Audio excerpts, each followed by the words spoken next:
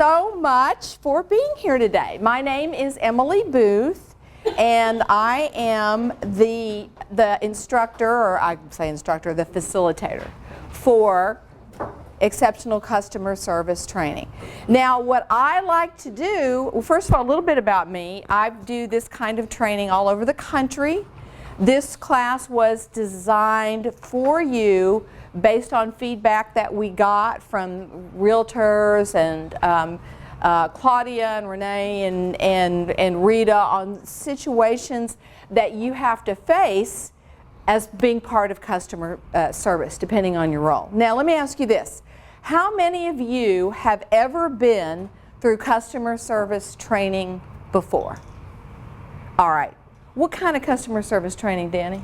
Well, at IBM, we were required to go through the train classes that you completed, and then HR will have you that you completed training. You know, it's just part of the curriculum for employment. Okay. All right. Great. I saw some.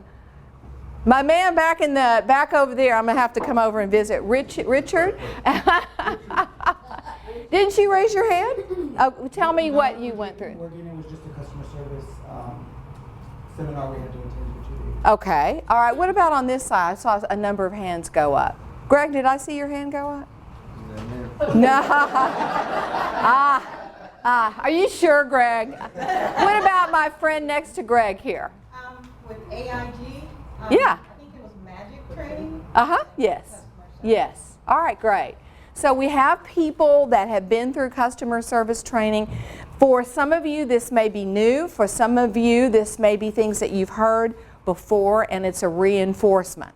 Now, what would you like to get out of this today? If it were a small group, I would go around and ask every single person, and what do you want to get out of this? What would be a good use of your time? Put it that way.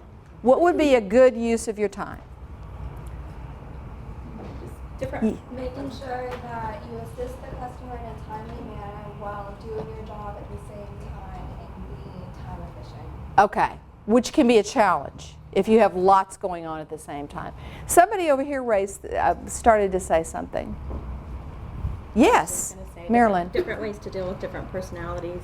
I'm an instructor, so I have a room full of different people, and so different. So you're an instructor? Yes. Okay. Yes. So that can be a challenge. Yes, we certainly agree with that one. What else? One more. Handling difficult members. Okay, handling difficult members. All right, very good. Now, what I'm going to ask for from you today is feedback. And there'll be a number of activities that we're going to do, and we'll do it in small groups, not getting up, probably where you are, and getting feedback from you on how would I handle this? What kind of things do I see, do I hear? Because in all groups, in all organizations, it's a little bit different. So with that, one of the things that I like to do, and I'd like for you to do, is share stories. Most of us like stories that give examples of, gee, this was well done, or this wasn't well done. As a matter of fact, before we started the class, Rita and I were talking about Amazon Prime. And that's all phone, right? It's phone, it's actually internet. So you lose the verbal communication part for most of it, and you certainly lose the body language. They, however, do an exceptional job, in my opinion, by way of customer service. And I have a number of customer service stories that I can give you that relate to that particular one. But what are we going to talk about? We're going to talk about what is a customer? How do we define it? How do you at HAR impact customer service and the image that the public and your members have about this organization? We'll discuss how do we handle difficult situations, and we have a number of difficult situations that we want you to figure out, role play, etc. Then we'll talk about email skills, because that's one piece of customer service that I know a lot of you have to deal with. And then lastly, we will talk about professionalism. What does that mean? What does that look like? Etc. So, before I go any further, we talk about what is customer service. When you see this picture, what do you think of? Disney? Happy. Okay, happy, Disney, Fun. fun. What about this? Refreshing, cold, great on a warm day, right? Cleans your motor, there you go, your battery, there you go. What about this? Exercise. Right, and that's a symbol for Nike, right? We all know it. We all know it. What about this? Cholesterol, what else? Supersize me down. That's right. It's McDonald's, right? What about this one? So when you see this, you think what? Paycheck. Paycheck. Paycheck. Very important. When the members see this, what do they say? HAR. All right. What do they think? What do you want them to think? Resource. Well, you know, I go down 59 and a half for years and years and years, and I've gone by this building many, many times. Great location, major presence. I knew what it is. I have a real estate license, but on top of that, I know a couple of your previous presidents from other groups. But what do you think, just a plain old person, what do you want them to think, non-member, when they go by that building, this building? That we're a resource for property information. That's right. It has something to do with real estate. It's a resource. I wonder what that is. I wonder what it stands for. But the one thing you do want, right, is it to be a positive impression, whether it's a member or it is a buyer or a seller of real estate, or just somebody that's maybe renting that one day wants to buy a house and doesn't know anything about it. This is definition of customer service. Did you know, and you may know this statistic already, 75% of the people that have a bad experience will talk about it. Only 31% of the people that have a good experience will talk about it. So what we want, and you know, and then it's sort of like a pyramid, right? Is one person tells, and then they tell somebody else, and then all of a sudden you've got a bad thing going. So we don't want that. We only want the happy customers. We want more happy customers than we do unhappy, because unhappy, they're going to talk more about it. By the way, please note, I think I have to go over here. You see on the bottom of the screen, there's a little number. My slides are much simpler than your workbook material, but that's your reference page to the bottom right, so that if you want to look, and there's some activities that I do want you to look at what we have. So this is just where we are in the workbook, so I just want to let you know that. There are places in your workbook also for you to write if you so choose to do so. So everybody knows this guy, right? Who is that? Sam Walden. Who's Sam Walden? Walmart. He's the one that started, right, and grew Walmart, which, as we know, is huge. He was, and I don't know how you feel about it, I think Walmart was much more customer service oriented when he was alive. Does anybody feel that way? Yes. You know, that, and so that what that means is that comes from the top, and that the way the customers are treated and handled, he really sent the benchmark, set the benchmark for that, I think, because he was so good and he did a really good job. Now, let me ask this. This is a big issue in customer service, and it is an issue that you won't have this. There's no workbook notification. Okay. So you may know this story, but if you don't, bear with me. And this is the dilemma in customer service. Anybody ever work at Disney World, just out of curiosity? Anybody ever been to Disney World? Yes. Okay. They really have it knocked, don't they? They have it down. Now, one of the things, and this is a company that really has embraced and incorporated everything that Walt Disney, who set Disney World up in the first place, valued. Now, one of the things, and they spent a lot of time in customer service training, that what you do, and you're in customer service training at Disney, they're on stage, so they're performers. So that's part of what they're trained for and trained to do. They're on stage. Okay, now, so they are taught to treat each customer as is every request that they get is unique.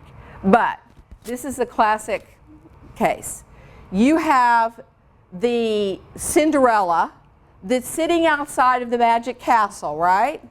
She goes and she is at a point and where she has multiple people ask her where the bathroom is. Where's the bathroom? Where's the restroom? Okay. Now, and for those of you that are in member services or any group where you're getting a lot of the same questions over and over again. So the first time, or maybe the first 10 times, somebody says, I see people smiling because you know where I'm going with this, and they say, can you show me where the restroom is? You're like, oh, it's round the corner on the right.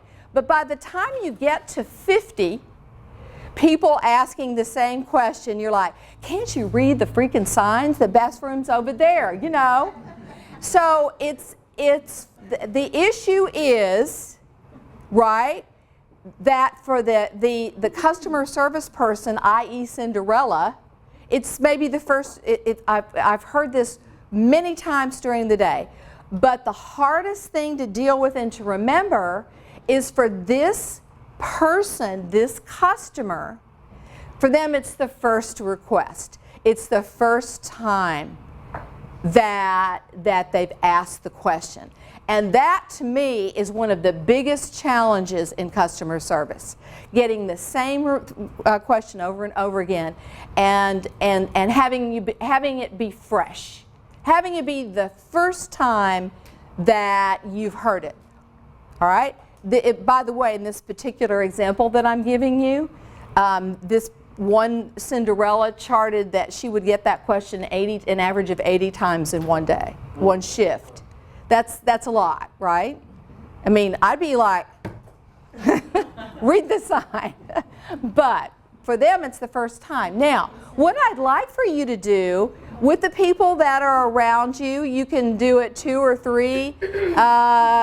Let's do, I'm trying to see, 3 probably works pretty well. I want you to come up with, and I see I know on this side we're kind of clustered based on who we work with. What are your repeat questions? Because I'm going to ask you in just a second. What are the questions that you get in your group, in your department, over and over and over again? It's the ones where it's like the bathroom questions. All right, so take a few minutes and jot those down.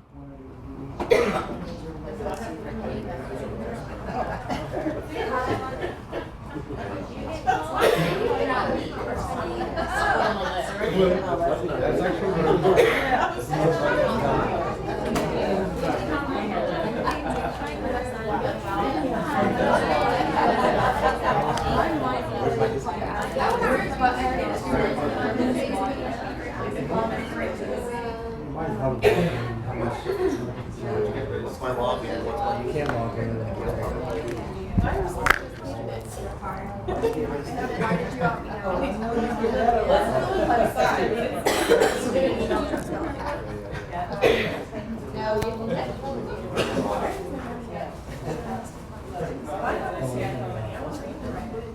Photos not showing.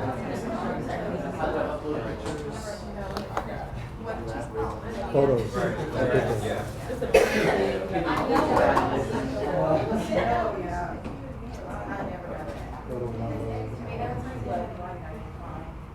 How about do a CMA? I don't know how to use Tempo.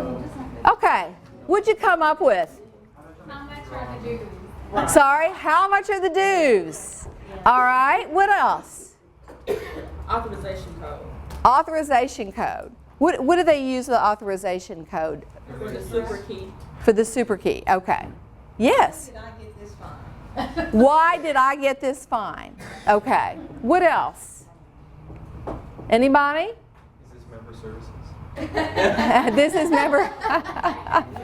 What else? What other ones? How do I upload? Yeah, Greg.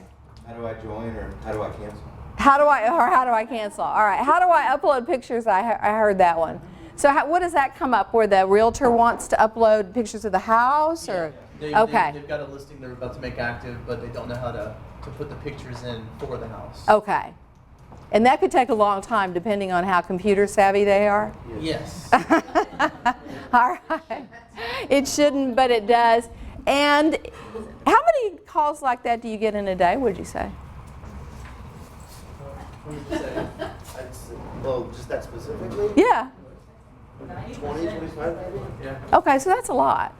And I imagine they can take a long time It depends Depending on the person. agent. Yeah. on the agent and how computer-ish they know what they're doing. Yeah. You get a fine, because you have to That's all right. Okay. Dues. Like what are the dues, or why do I have to pay dues, or what do I get? So they're going to wait to the very last minute. Okay. All right. So those are the so are those the it sounds as though if you're getting those 25, 30 times a day, it would be very hard to keep that fresh. To keep it fresh. But for them, it's the first call. In some cases, if they're really not very computer literate, it may be the fifth, that they're calling because they don't get it the first time. But that's the hardest, one of the hardest things in customer service, besides not taking things personally, that to get the same things over and over and over again. And so the challenge is to remember that for the customer, this could be the very first time that they've done that. Now, I accidentally skipped over this, so let's back this up just a bit. All right, now let's talk about who are your customers. We don't necessarily think that our customers are people other than realtors that are members. But who are your other possible customers? Yes, Amir. The people looking to buy or rent a house. All right, so the buyers and the sellers. Okay. So, all right, so that's a customer group. What else? Other departments within. There you go. Other departments within the group. That's within the company, the organization. Other offices even, would you consider them to be also customers? Okay. So those are all other kinds of customers. So right now what I'd like for you to do, and this is back on page 3, I would like for you to write the names, and you can do it with the people at your table that are in your group, the names of your department's key customers, what they want from you, and how you can help them. So, and you can see it in your book here. This is on page 3. So, their names, what they want from you, and how you can help them.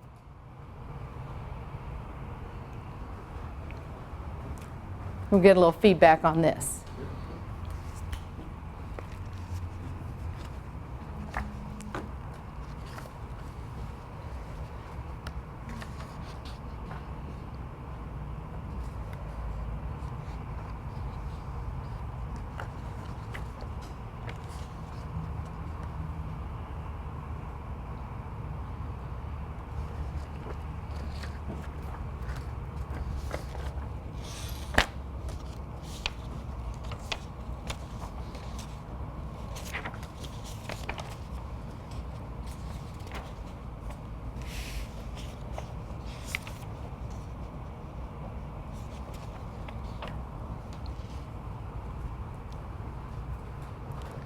You can discuss it with the people at the table if you'd like.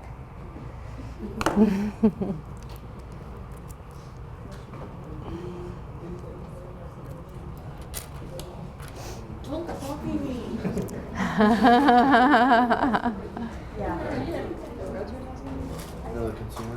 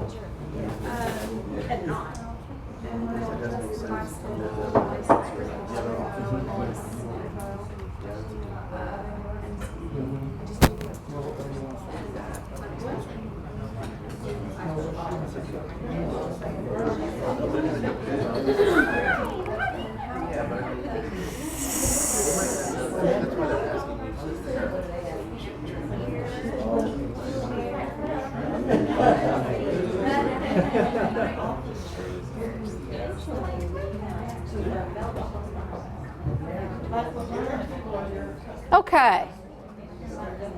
Let me ask. Would somebody like to share who their key customers are and what they want from you? Yes, ma'am. I don't know her last name, but Suki is a lady that comes to us. Is she, you know, I know that name actually. Is it, Suki, yeah. okay, and what, Layla wants help with all things real estate. So I work in the quality assurance department, and I can help her with a certain amount of things. But when I explain that to her, she wants me to do zip forms and long terms to zip forms. She wants everything. So sometimes it's challenging to communicate that to her. You're saying the same thing over and over, but I can't help you with everything. But she's someone that stood out to me.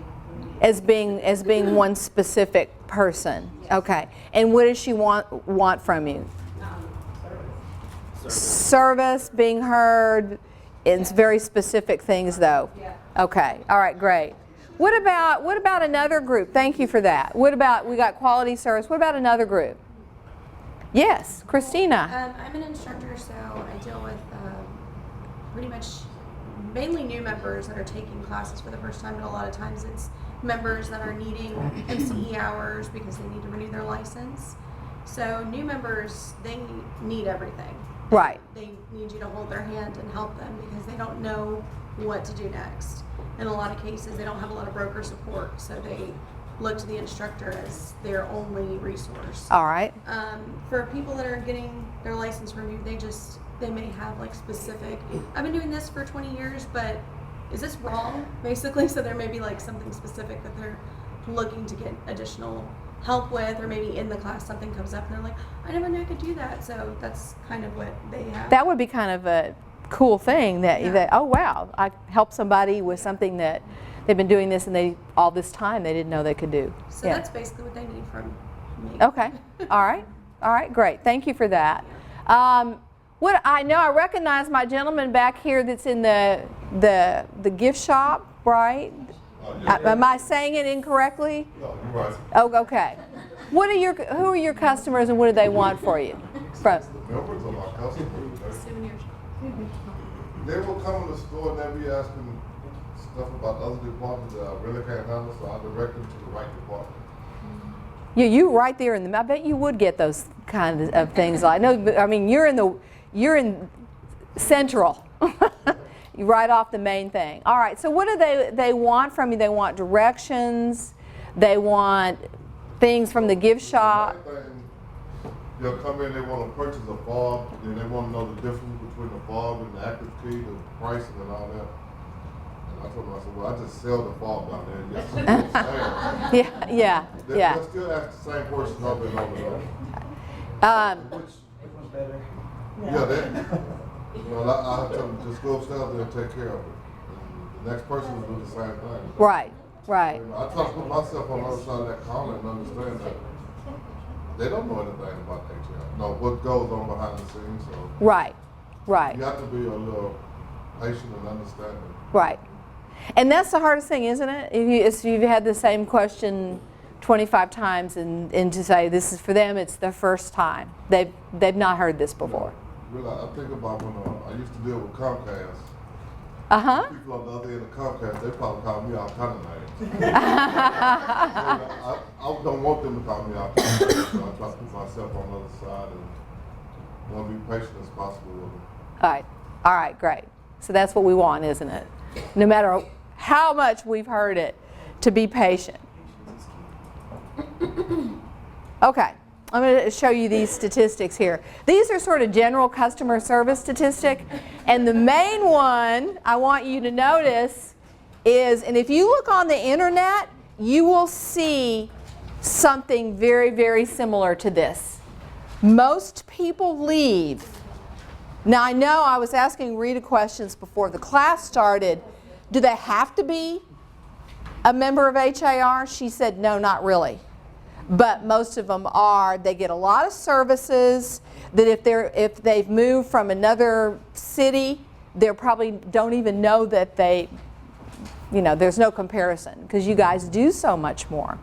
But sometimes we assume that if they're coming from San Antonio or El Paso that they have the same thing, and apparently they don't. They don't have the same level of services. I've been playing around on the website, and you got some pretty cool stuff up there, I think, and some pretty neat services, as well as going through the manuals and what have you. But this is the main reason why most people leave. I'm going to give you a story, and anybody else that works for Comcast, please bear with me. Okay, we had in our house, we live over off of Welch. Okay, so the internet, I had AT&T, and for some reason in our area, the internet was so slow that I said I can't do this. Well, frankly, the fastest internet is Comcast. So we had a tech guy come out, and he rewired the house. Had two guys that were there for 2 days, and he said, if I were you, I would use Comcast as your base service, and then we have a different box. We have a TiVo box, but he explained that's what he used at his house. Comcast was so much faster. I said, yeah, but I don't want to have to deal with Comcast. And he said, well, we'll do it, because we had had a bad experience before. So he taught me into it. So I said, okay. So they set everything up. That worked. It took a little bit longer. Then I get this bill, the first bill, which was 4 times what I had been quoted. So I went back and forth on the phone, and the woman said, well, just pay the bill and then I'll refund it to you. I said, there is no way I'm going to do that. So I got so frustrated, I sent, and this works. If you've never done this before, as far as customer service, I am telling you this works. I sent a letter to the CEO of Comcast, and if you go on the internet, you can look it up. It's easy. I looked it up. Yeah, have you done this before? Yeah. So I looked it up, and I detailed exactly what had happened, and by that next morning, I had a letter. Now, it was not the CEO. I'm blanking out on his name now. But anyway, from him, but Brian something. It was his second in command. I had a personal case officer case manager that had me on the phone, waived all the bills, and adjusted everything. Plus, I got free stars or something like that for the rest of my life, and the blast speed. So I thought, you can take a bad experience, and people don't care where they start. They only care about the outcome, on how it wound up. So if somebody asks me now, ooh, you use Comcast? Yeah, it works great. It's terrific. It's great. My problems got fixed. So that's what they remember. And that can be your role, is not where they started, but how you helped and where you finished. And I have a number of stories, but that's one of my most proud moments, because I called my son in D.C. and he said, "You're out of your mind, that's not going to work." I said, "It always works. I've never had it not work," and it worked. So, and of course I sent him a copy of that letter just so I could say, "Nanny, nanny, boo-boo. See, I told you it did work to do that." So, excuses, excuses, excuses. I could have, or you could, you have somebody that calls in, right? And maybe you have a headache that day. You just having, it's a bad day. And maybe this is one of those, you know, I told you the Cinderella. Maybe this is the 79th call of the exact same thing of the day. You have a bad experience. Somebody turns around and calls Claudia or calls Renee. I don't know. Who would they call and complain to? Oh, let's see. All right. Where's your name tag? Nathan. So they call and they complain to Nathan. So he probably, you must have a lot of patience. Yes. You're getting a lot of those kinds of calls. All right, so here we are. It's not my fault. That's what we kind of want to say, right? It's not my fault. They were rude. They were talking trash. It could be any other kinds of things. Let me ask you this. Think of 3 excuses, or you can come up with one, that's okay, with your group that you hear made at HAR for why they delivered or why bad customer service was delivered. Think of 3 excuses that you've heard, and just write those down. I'm gonna 3 excuses why. Of why bad customer service was delivered to a customer by a staff member. And you know what? It can be one of your staff or it could be someone else. It doesn't necessarily mean in your group. Why it was bad.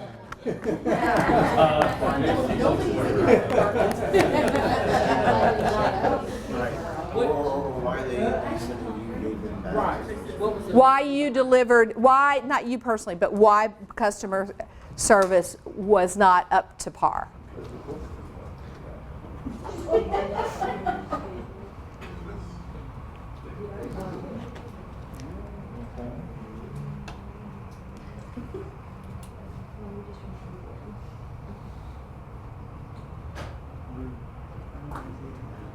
Once you do that, I want you to come up with a counter to the excuse. A counter to the excuse.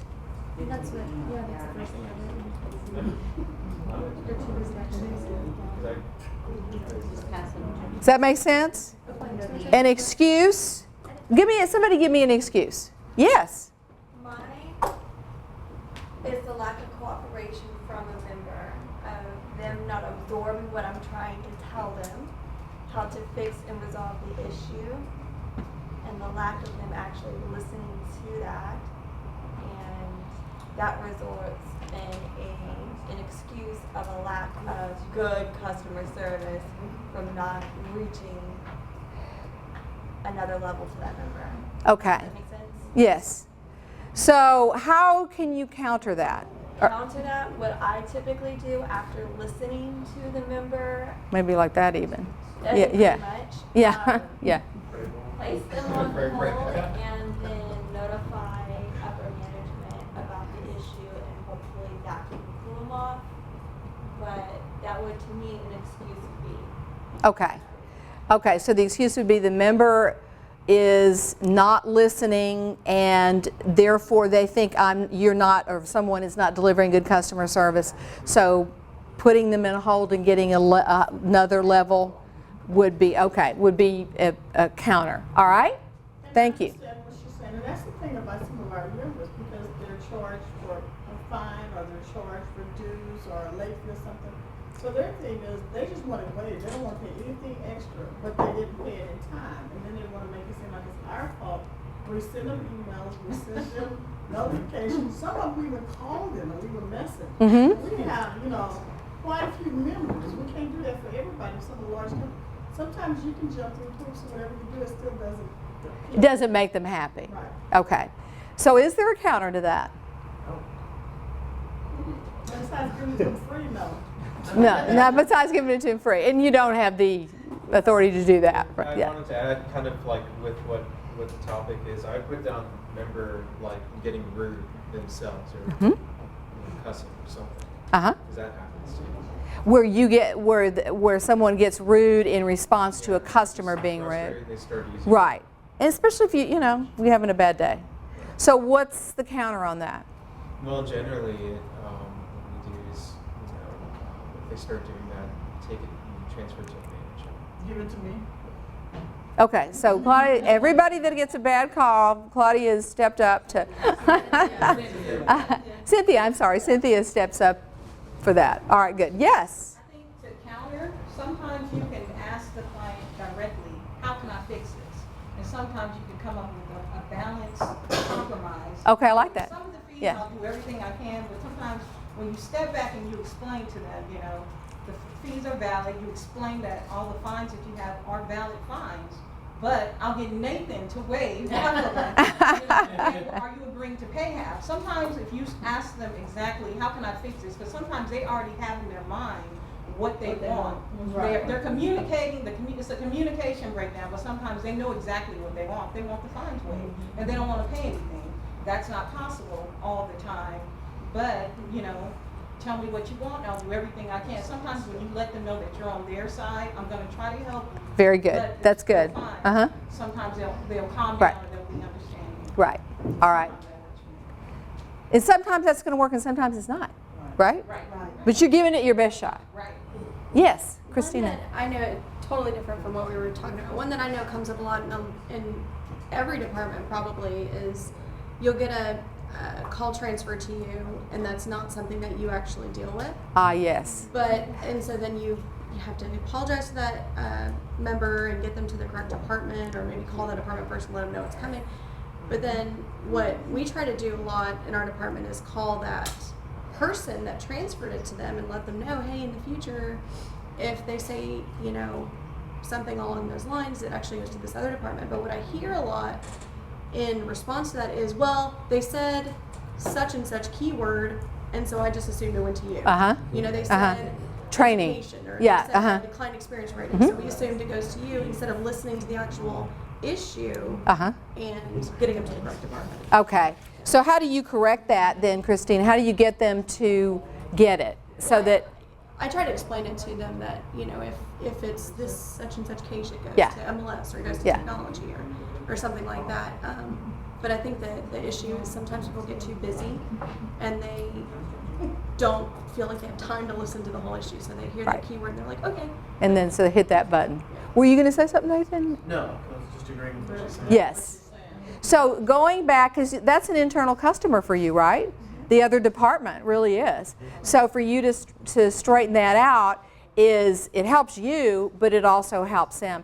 And I was looking at some of the I looked at all of it, but the information that Rita sent on where it had various, how do you apply for membership, and then also the books. You've got a lot of directory listings. So if it's somebody that's kind of new, you'd be doing them a big favor, because I was looking at it as an outsider and I was thinking, this is a lot of departments. And if you're new, you may not have any idea what any of that means. So, all right, so good. So you got the idea that there's an issue and that going forward is important. So now, your customers, so we've talked about this, and I'm just going to reinforce this again. If somebody enters in, that's in IT or whatever department would do that, I don't know if that'd be member services or what, enters in and in the name of the realtor incorrectly, does that ever happen? Yes. Okay. So is that a problem for everybody? Yes. All right. So the point is that whether it's something like that, or it's in another group where an employee, maybe somebody in member services, doesn't handle a call, not that that would ever happen, but handle a call correctly or kindly. You're all part of a big chain, right? And so if one link of the chain breaks, it affects the entire organization. Going back to my Comcast story, right? When he said Comcast, some of you, because if you look on the internet, and I think they're working on it, but Comcast, I even heard it on NPR the other day, of all the providers, they have more complaints than any of the other providers. To the CEO's credit, he acknowledged that and said it was something that they were going to work on. But that doesn't mean that it was anybody in the CEO's office. It doesn't even mean it was somebody local. But it may be an arrogant, which I did have happen, technical service rep that was very arrogant, and it affects the way you feel about the whole organization. So the link in the chain somewhere is broken, and it affects the entire organization. And like we said, 75% of the people that are treated badly, or they feel as though they're treated badly by a business, an organization, retail, they'll go somewhere else. Or they'll talk about it. In your case, probably they're more likely to talk about it. And, oh, that organization, and that's not good for anybody that has to deal with those customers going forward. So, let me mention some of the challenges that you have. Has anybody ever heard of Morabian's Rule of Three? Anybody ever heard of this? There's a guy, and I do a presentation skills class, so I use this information. He's a very famous professor emeritus at UCLA. Albert Morabian is his name. And he came up with this rule of three. This is it. 7% of the message that we give to other people is verbal. That is the words that we used. 38% is in the tone. So if I say to you, good morning, welcome to HAR. Okay, that's tone, right? Same words. Good morning, welcome to HAR. Completely different message. So 38% is in the tone, and 55% is the visual, which is all that the eye can see. Now, the hard part, how many of you do most of your business with outside people over the phone? How many of you email? Okay, we'll talk about email in a bit. The challenge with over the phone is you lose the visual. That's 55%. That makes it more difficult. When you're talking about email, you lose everything but the verbal, but the words. So that's why we get misunderstood a lot in email, because the biggest chunk of how we communicate is lost. And we've got to figure out some way to shore that up, because it's more difficult. Now, we all know this. This is what everybody wants. The biggest thing on this list, though, right? To be respected, to be taken seriously, to clear up the problem, is that last one. To be listened to. We know from research that even if you are not the one, and I think my friend over here mentioned it, that listening is what people want. Even if you can't solve the problem, if they feel as though they have gotten one step closer to a solution because of you, then that means they've had good customer service. Anybody think of any organizations? Think in your personal life, over the phone especially, where that really deliver really good customer service outside of HAR? Yes. My cell phone company. Your cell phone company. Who is your cell phone? They're the best. They're so good. They really are good. And I had to switch when we moved because I couldn't get service inside the house, which is a problem. So, so what do you think they do well? I think that they handle the issues well. They have a very distinct tone, like you talked about, in their voice, and they resolve things in a very, very timely manner. Right, right. They typically get some of the highest awards for customer service, and you look at the cellular companies. One other thing that they do that I kind of like, I don't know how those of you feel about your cell phone companies. I don't want somebody, when I call in with a problem, to try to upsell me the whole time and getting me to buy other stuff. When I'm calling with a problem, fix what's wrong.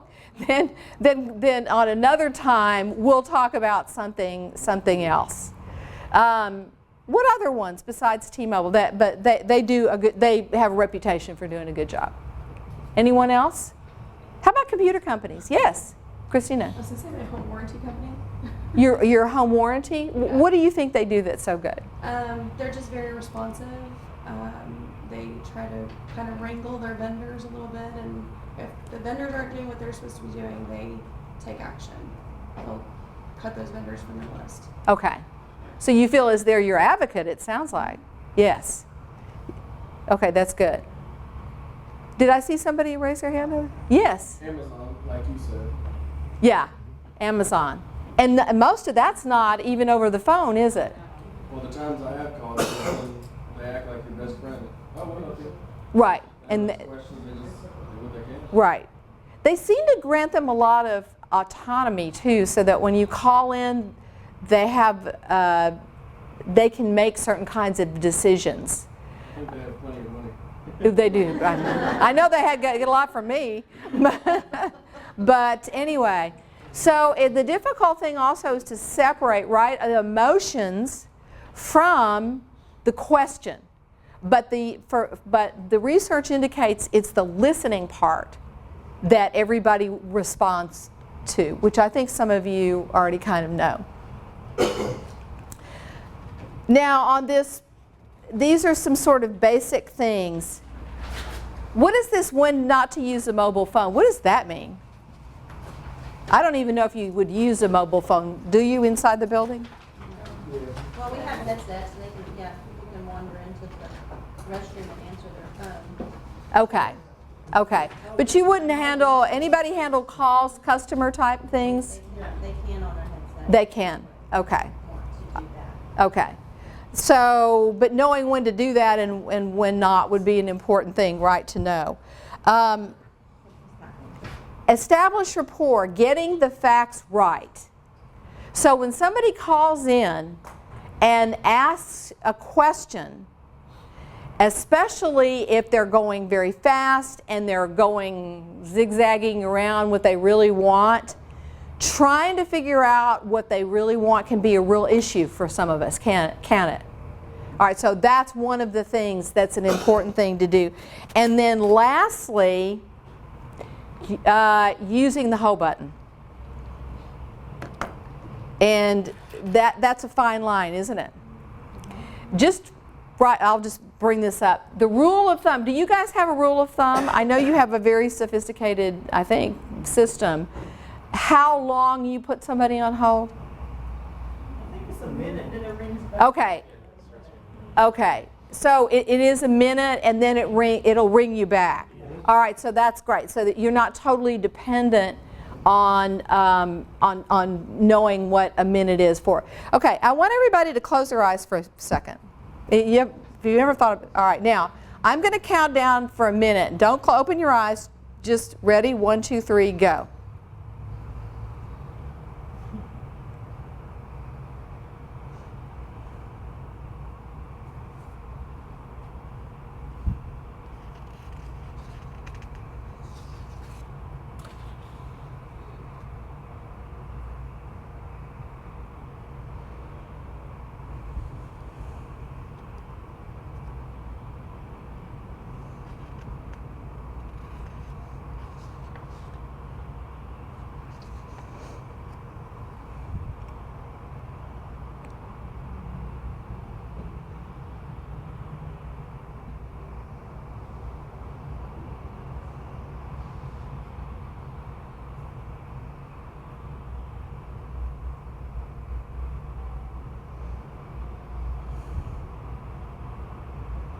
Okay, that was 1 minute.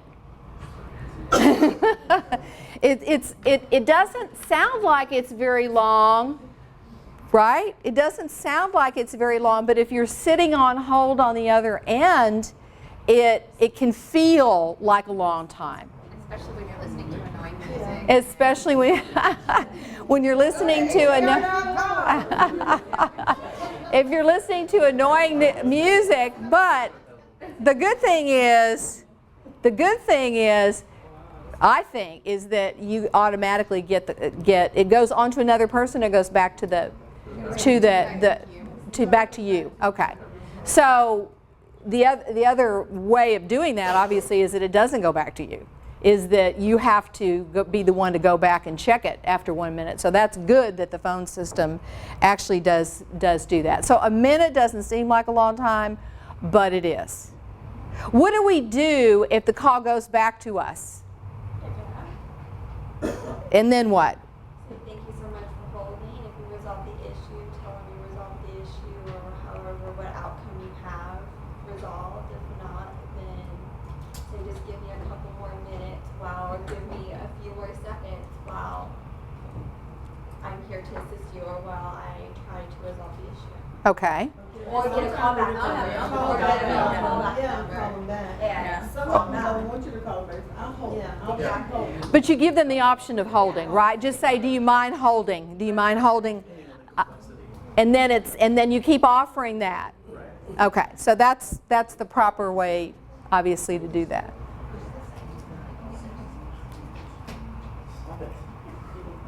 Okay. Now, this is the hardest part, right? Keeping it impersonal. Somebody is being rude on the phone, and they've done something wrong. They didn't pay their dues, so they maybe couldn't get on the system. What's the more common thing where you know darn good and well when they call that they're in the wrong? What's a common one? Suspension. That's what I would have expected. That suspension would, so they're kind of not happy when they call, right? Okay. So because you're affecting they think you are affecting their business. You are. But that's right. You can't practice real estate at that point. But in your mind, when you get that call, you know darn good and well it's their fault. But you can't. But saying to them something like, "Well, you know it's your fault. You shouldn't. You don't do it that way, right?" We don't say that. You screwed up. You didn't pay. You didn't pay. Okay. So keeping it impersonal, especially if they're the 79th call of the day, and not defensive, is hard to do. But it can be done. So the best thing then, and you can see in your notes to point it out indirectly. So there are a few areas that are on here that are not complete, and maybe we can figure out what are good ways to say that. Since suspending the account sounds like I would have expected that would have been. What's a good way to say Besides suspended? that it's, oh gee, it looks like it's suspended. I see that your services have been interrupted. Okay, your services have been interrupted, and then what's the next thing you say? Once you make the payment, you have to stay on the phone while you make the payment to make sure everything gets, sorted out, restored properly. It'll take 1 hour from that time that you made the payment. Okay. So they can do whatever. Well, Cynthia. That's what we're going through now. That's the worst time. When it's the broker didn't pay, and then they just tell you, I paid for my service, I paid for my service, and I'm giving my service now. Everything is in. How do you handle those kinds of calls, Cynthia? Or have the broker contact us. All right, have the broker contact us, and we'd be glad to make this current, and then get everything back in. And maybe they're mad at you and they're yelling, and just say, well, I would love to help you with this, but this is what we can do. So it's always in terms of what we can do, not what we can't do, right? Right. It's in terms of what we can do. Then I'm not even going to go in. So even if it's not your job duty, you're still taking responsibility by saying this is what we can do. It's really not your job to pay the fee that the broker didn't pay, but you're owning it. You're owning it by giving them possible solutions based on your experience, right? We've had agents come and say, what is the total fee to do? We come in and pay the fee, and they say, you know, my broker's out of town, I'll deal with you later. I need my service now. And how do you handle those kinds of things? You can take the payment from them. So you take the payment from them, right? You would take the payment from them then. Okay. And then it's up to them to get the broker to reimburse. Okay. Makes sense to me. I even also had members call in regards to that same situation. What can they do? And we can always say, you can always find a broker who's active within the association who has, you know, not saying the fees are paid, but pretty much saying that they're active, and you can go hang your license with them and not worry. And in 1 hour, you'll have your services. Yeah. So. And I like that. This will happen. If this happens, this is the good thing that'll happen. So that's a good way to do it. That's a good way to do it. Okay, so you're still owning it. All right, now, these are, I want you to look, and you can do this with the people around your table, and then we'll talk about it.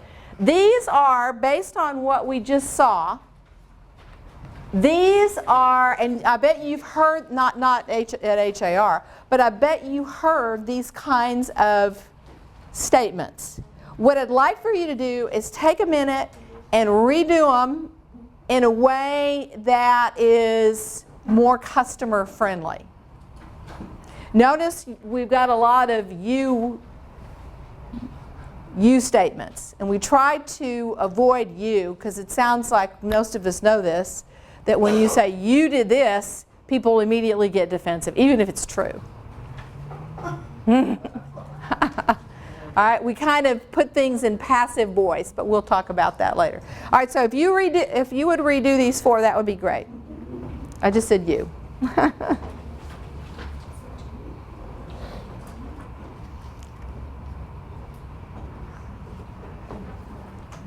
You can talk with your people at your table. Yeah, feel free.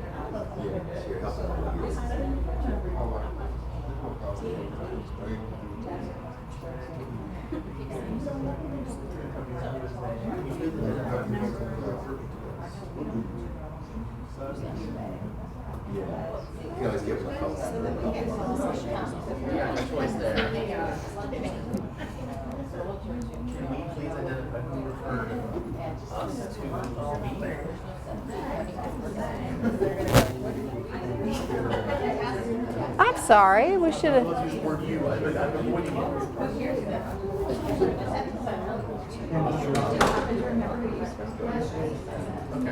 Should we get her to sit over here, the lady that's in the back? Oh, yeah. So Okay, because we could, there's space over there. We could, over there would be fine. I mean, she may have worried that she was being disrupted.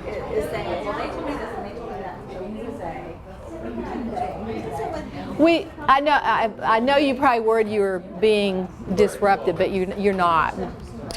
Yeah.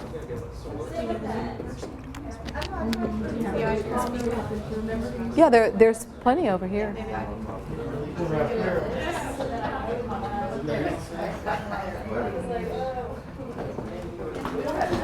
I wanted you to be part of the group. Now you can answer all the questions. She doesn't pick on you either. Yeah, page 13.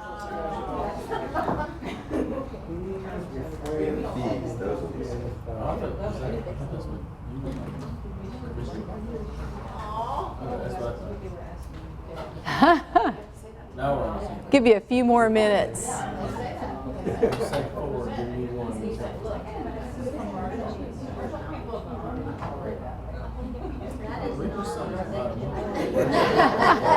Are we having some ineffective,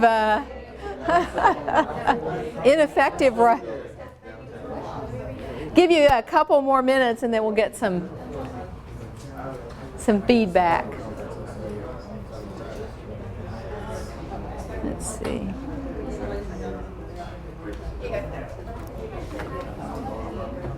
Claudia, do I need to stay here in the middle? Okay.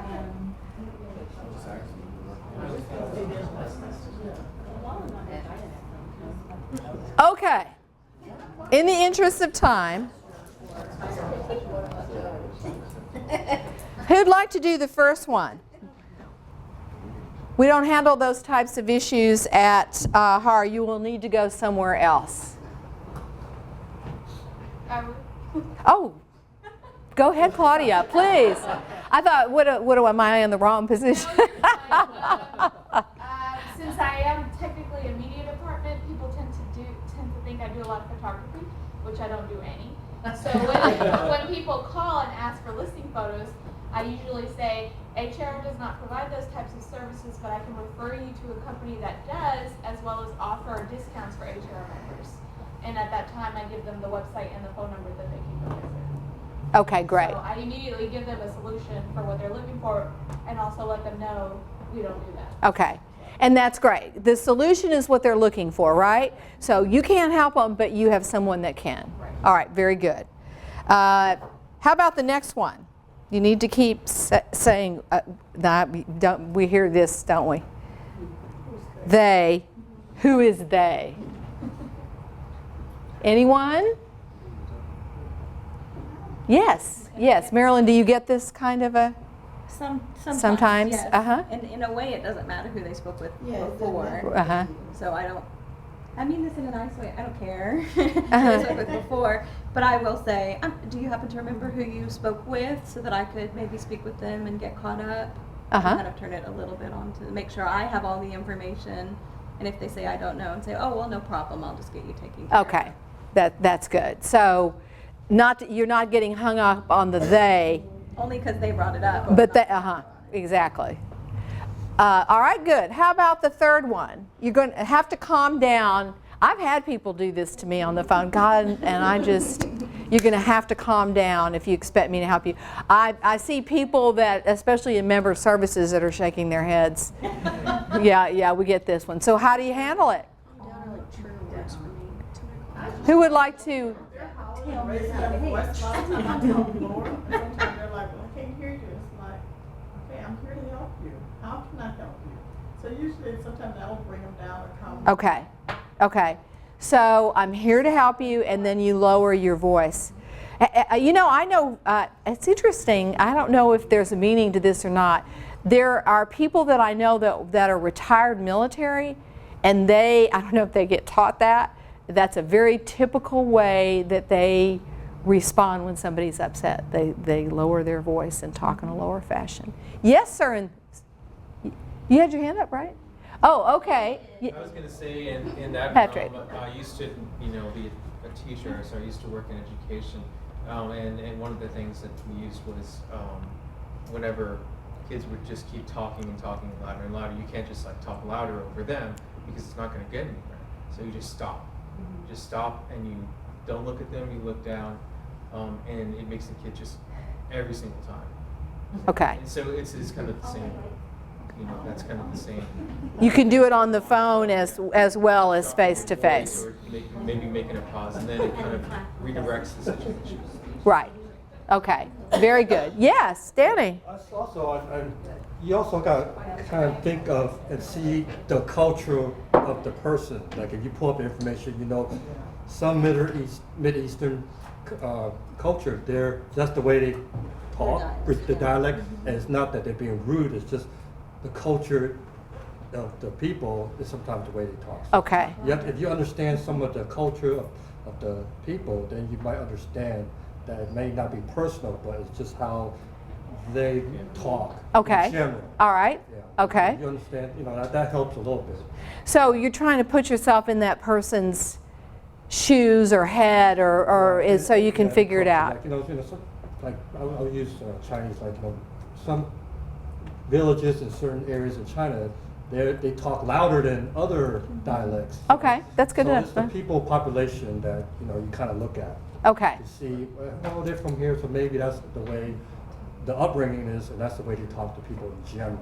Okay. Also, All right. just kind of, if in general there's a language barrier as well, if English is their second language, a lot of times they do talk louder or get flustered a little more easily because And it's just because frustrated. they want you to Yeah. understand them. So in a lot of cases you just have to it's okay, we'll get this figured out. Okay. Yeah, that's what I usually say, is I really want to help you, so let's figure out what the issue is. I don't say we need to calm down. I just say, Right. well, let us see what we can do, and then that usually, Yeah.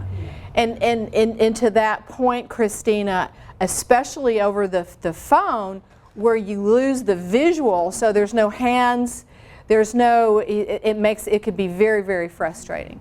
Or sometimes also if there's a language barrier, I speak Spanish, Yeah. so I'll just ask them, how does español? Uh-huh. And they'll, oh yeah, da da da, and it's a lot easier. Right. Or, if I think there may be somebody else who could help them a little more easily that speaks that language, I can try to get them to someone else that maybe could help them at least translate for me so I can get the. So it could be easier, right? Which can be an issue. We were talking about that before the class started. Yeah.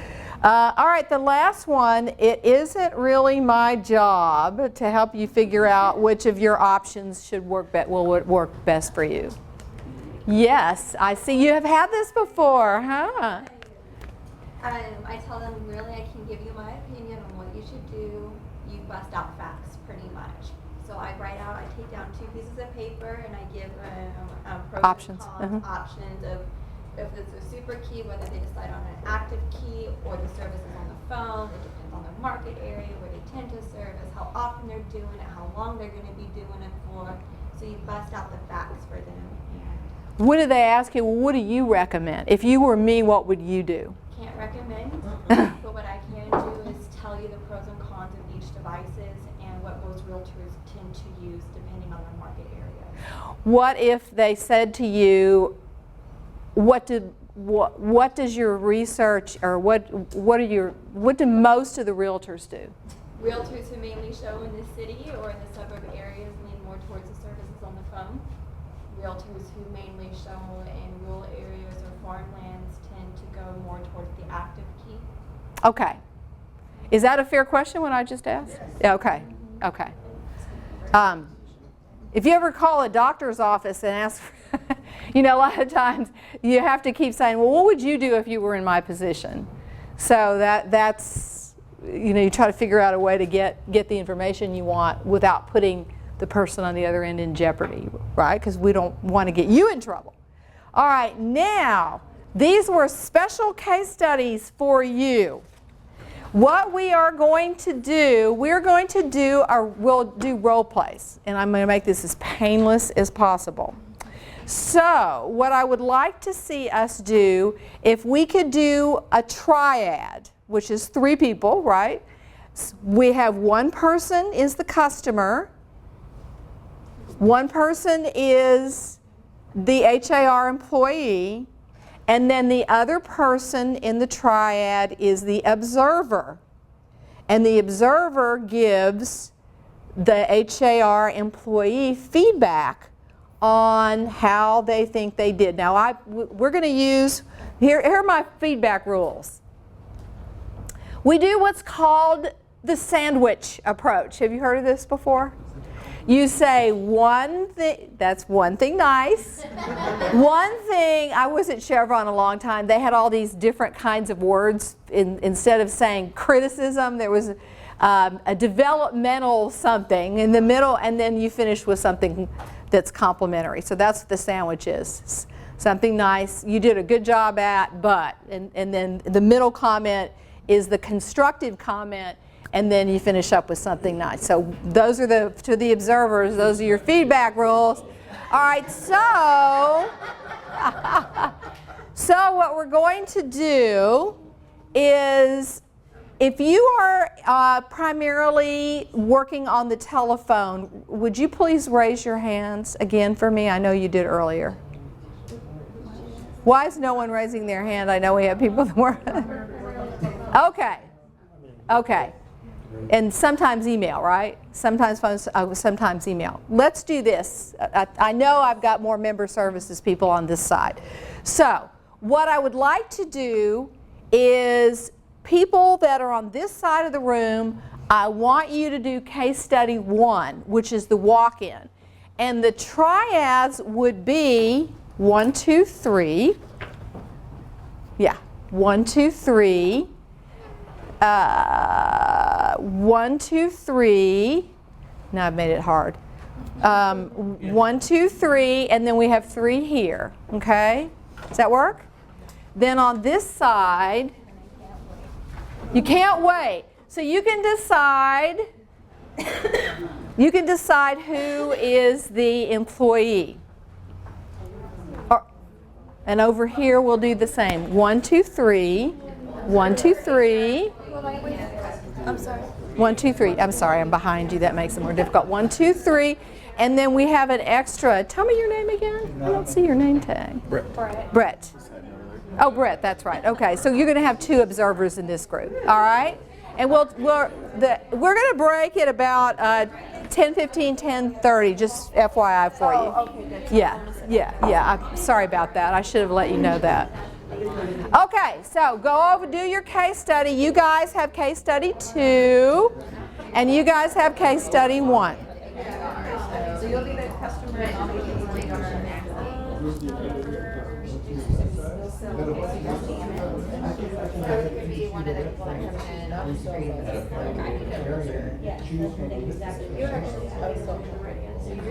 This is like when people come in and you don't even talk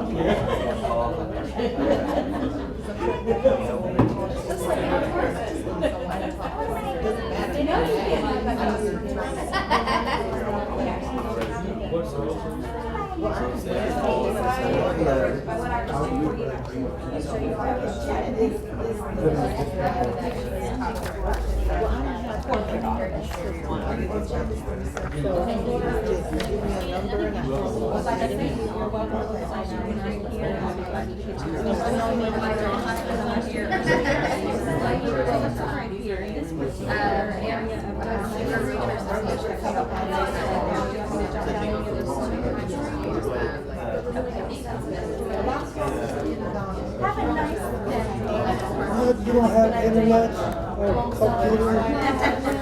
We have member lounge. You can go to the member lounge. Can I really let her upstairs? That's a member benefit. You were nice to talk to. What do you do?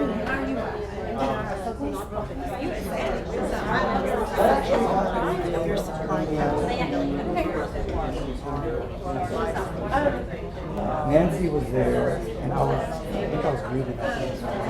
Excuse me. I'm sorry. No, she was asking me, I told her, you know, we're not, we can't refer them out. You know, there's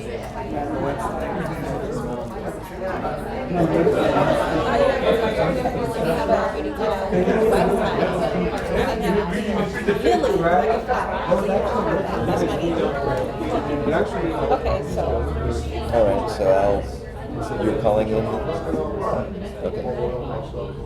Thank you for calling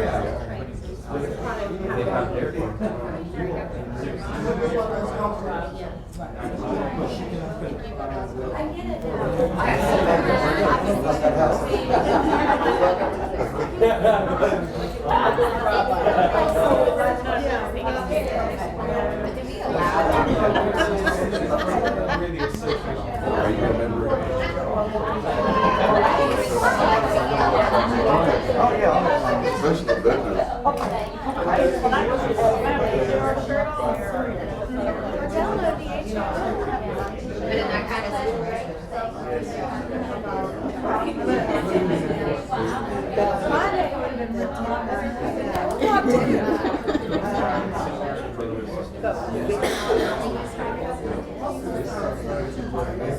Well, what you can do is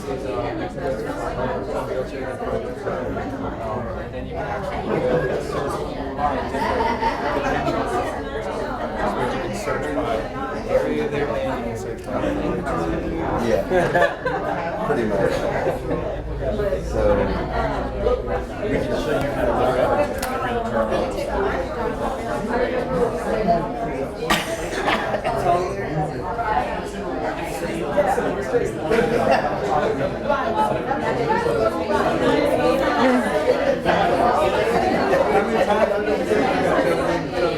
All right, so tell me something nice so we can start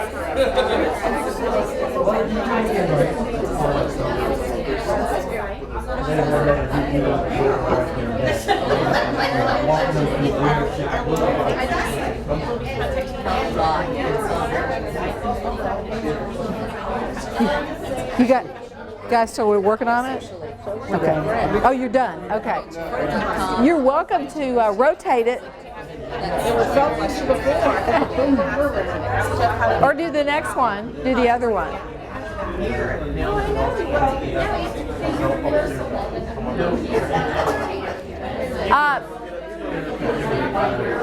One more minute. One more minute.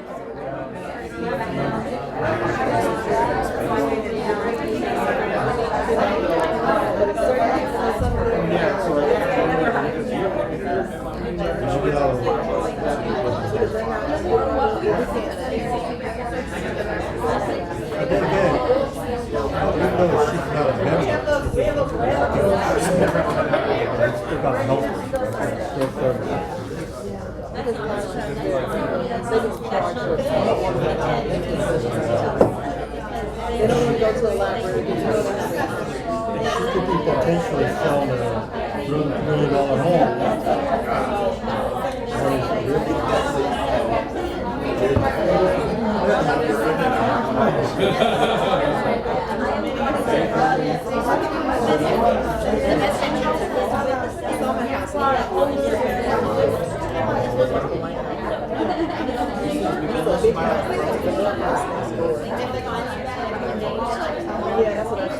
Okay, about 30 more seconds.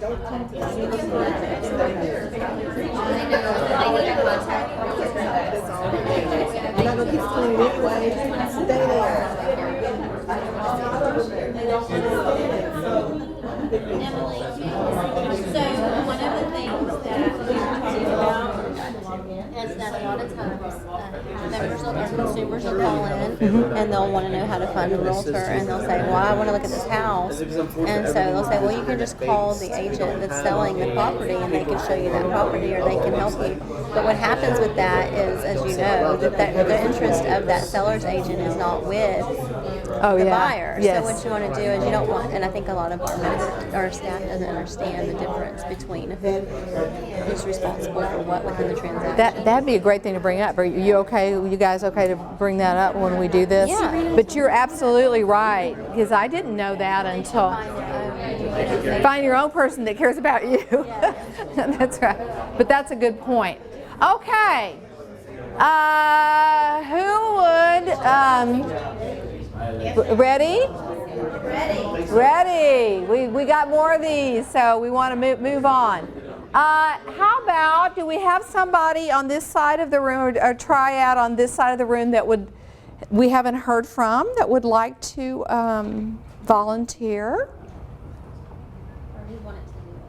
Do I have to pick a volunteer? Well, we did the walk-in, and I was the consumer walking in asking about a property that had no real estate sign on it, but it's been vacant, and was inquiring information, how can I talk with the realtor at your association about that lot, because I want to buy it.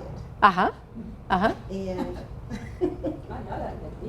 And so who is your HAR person? Karen. Karen was? Okay, Karen.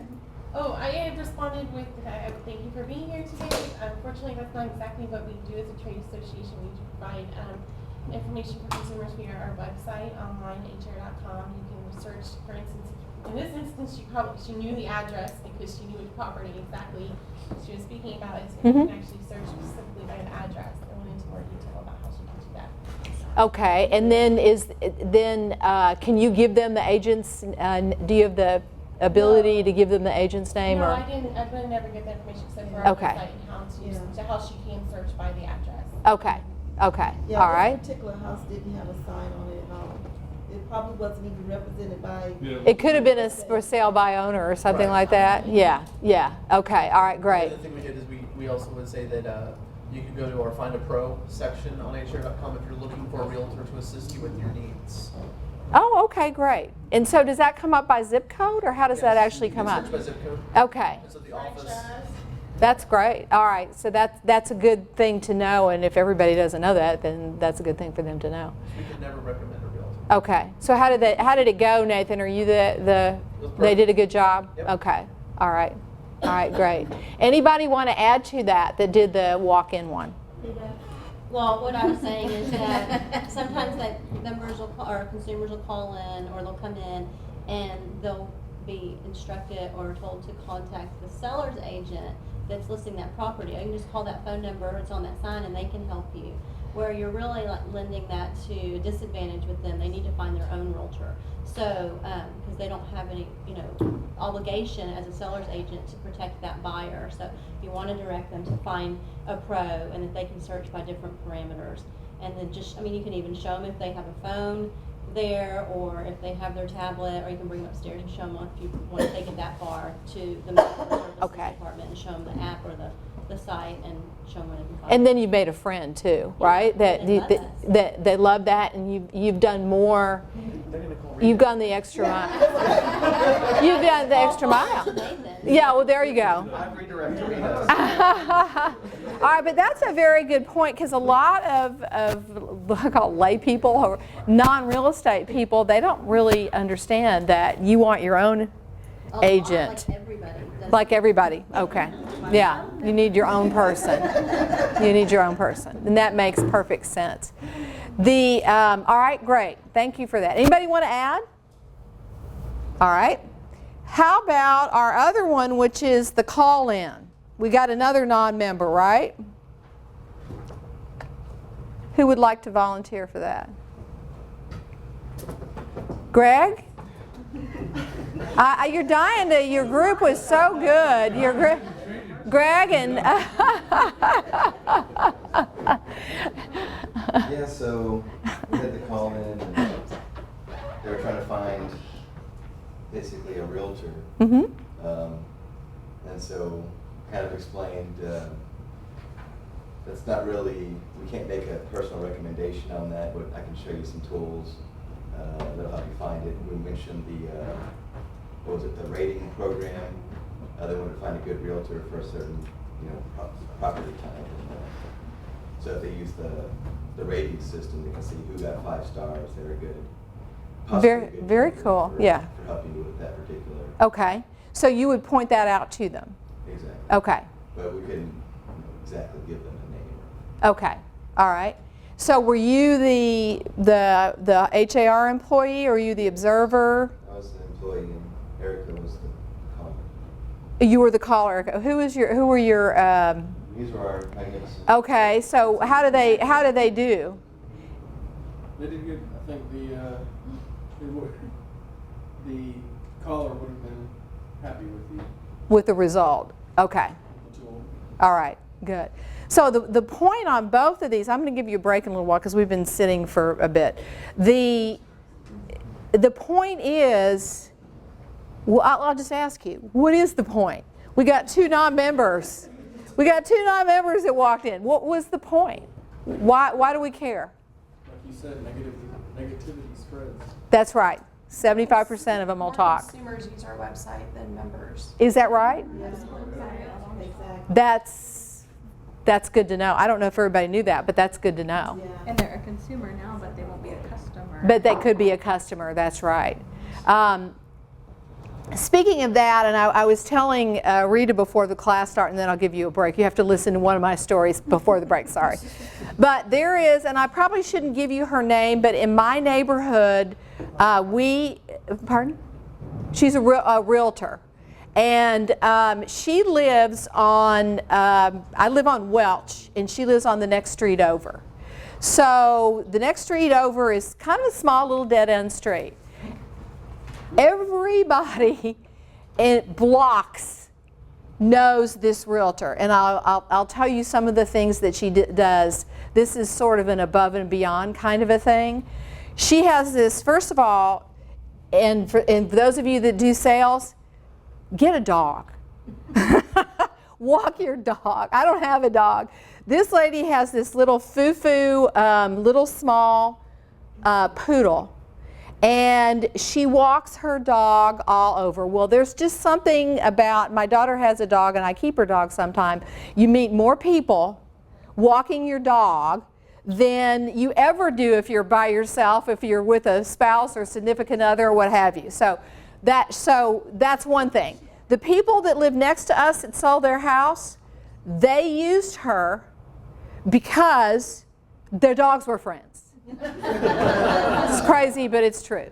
So, but one of the things that I thought she did that was really smart, because we live inside the city, there's an issue, right? You worry about crime more.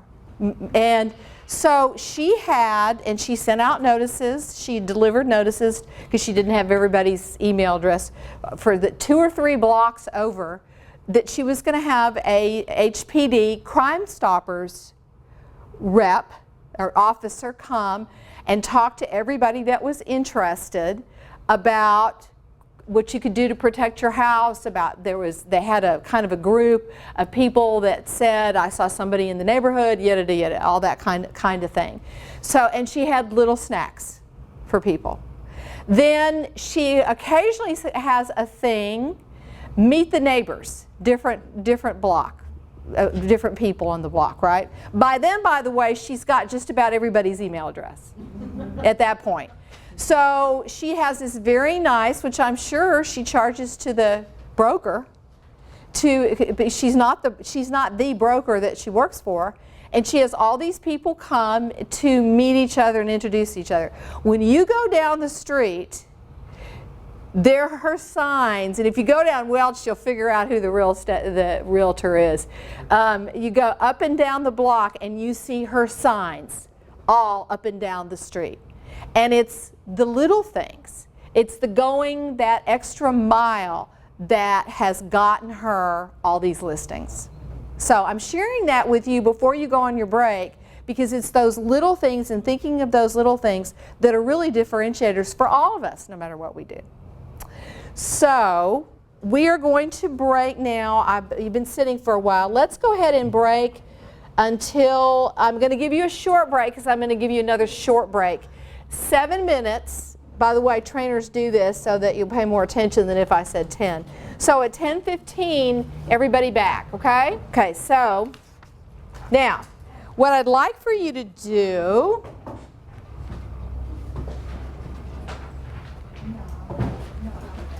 why is this not? There we go.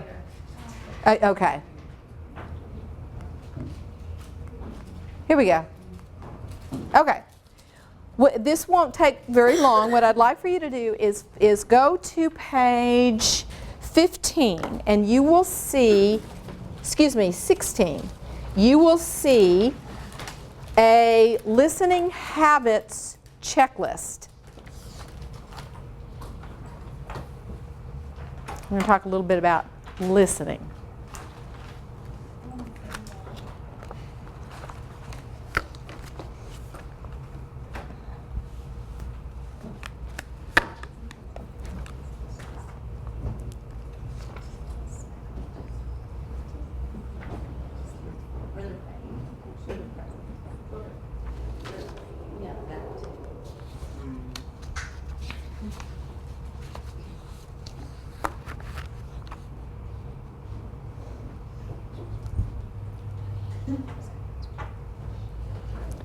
So you're going to put a check in front of the items you think you do all the time, and a circle around the ones that you want to improve.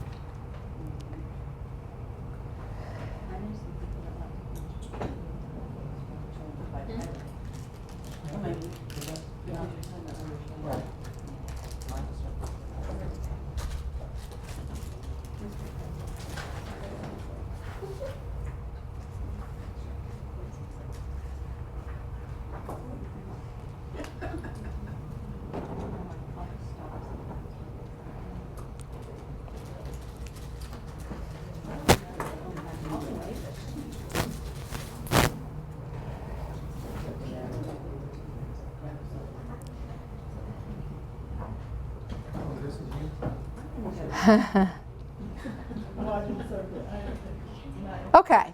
No one else is going to see this, right? This is just for you. This is just for you. One of the things that we know about listening is in customer service, that is one of the biggest things, right?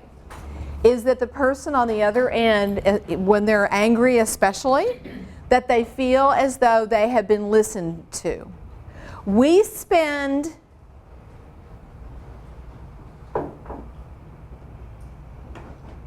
is it 8 years learning how to read, average. We spend 16 years learning how to write. And we spend almost no time learning how to listen. And if you took a speech class or something, then you may have had a segment on listening. Yet we know that's the most important skill, especially as it relates to customer service.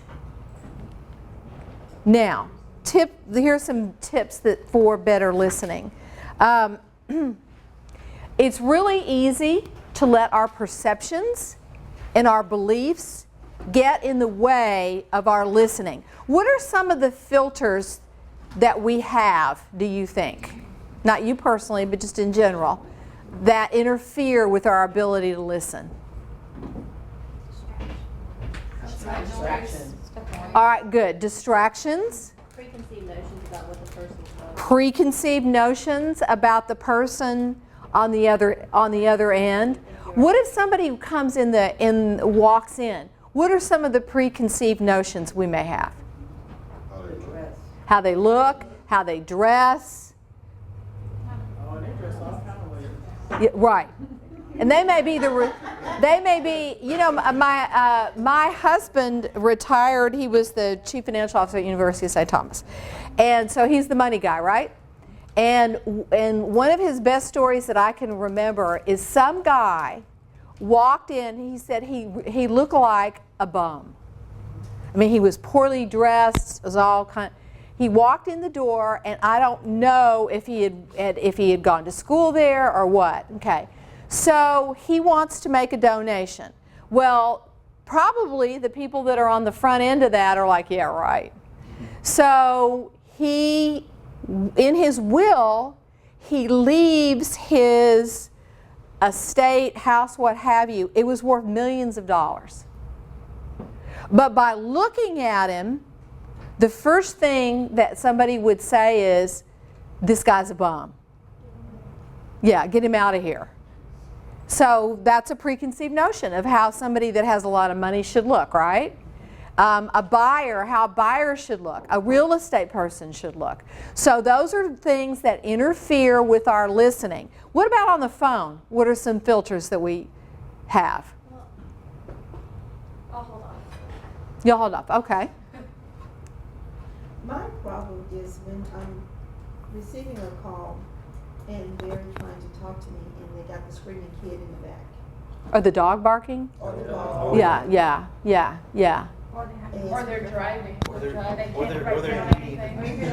Or they're eating, okay. You try to order and get all the detailed information. I'm in accounting, so I need all the detailed information. Yes. You don't want to continuously ask them to repeat. Right. But you're not able to hear everything. Right, yeah. And those are things that you're thinking, this is kind of rude. I can't believe you're calling me with the baby screaming in the background and what have you, but sometimes things like that happen. So you're right. That's also a barrier to actually hearing, not just the filter. Yes? Sometimes language. I mean, sometimes just a really thick accent or how they're speaking. You know, like what Danny was saying earlier about the different people in different parts of China speak different, speak louder versus otherwise. But right. It could also just be that cultural filter too. Right. Right. You were saying that loud. If somebody's speaking more loudly, you may make assumptions about them that may or may not be true. So filtering through all that is a huge part of listening. And I have a very elaborate the purposes of this class, we're not going to do it. But one of the things, it's a very old book. It's been around for a long time, and it's called The Art of Listening. It's a British author. And one of the things that she says that in America, we think there are, I think, 4 different listening styles. Empathetic is the one that we kind of go for in customer service.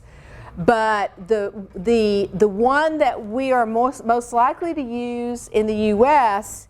is the I don't remember the exact term, but it's the advice model. And so if somebody calls me and tells me their problem, and my husband and I are getting ready to divorce, but it's against my religion, and I just don't know how to tell my parents, well, this is what you should do. That's the advice model, and that's the most prominent one that we use in the U.S.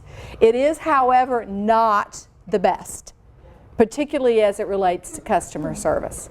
People are not calling, they want you to empathize with them, and then they're more likely to hear what you're going to tell them next. So I'm just mentioning that. So we listen for the facts as well as the feelings. Why do we care about the feelings? Why do we care? They want a sense of understanding. That's right. That's right. Particularly if they're upset, then they're going to want to know that the person on the other end really does care about what they're saying. And then pay attention to nonverbal cues. What does that mean on the phone? What is a nonverbal, if we're talking to somebody, what does that mean? A pause. A pause. What can a pause indicate on the phone?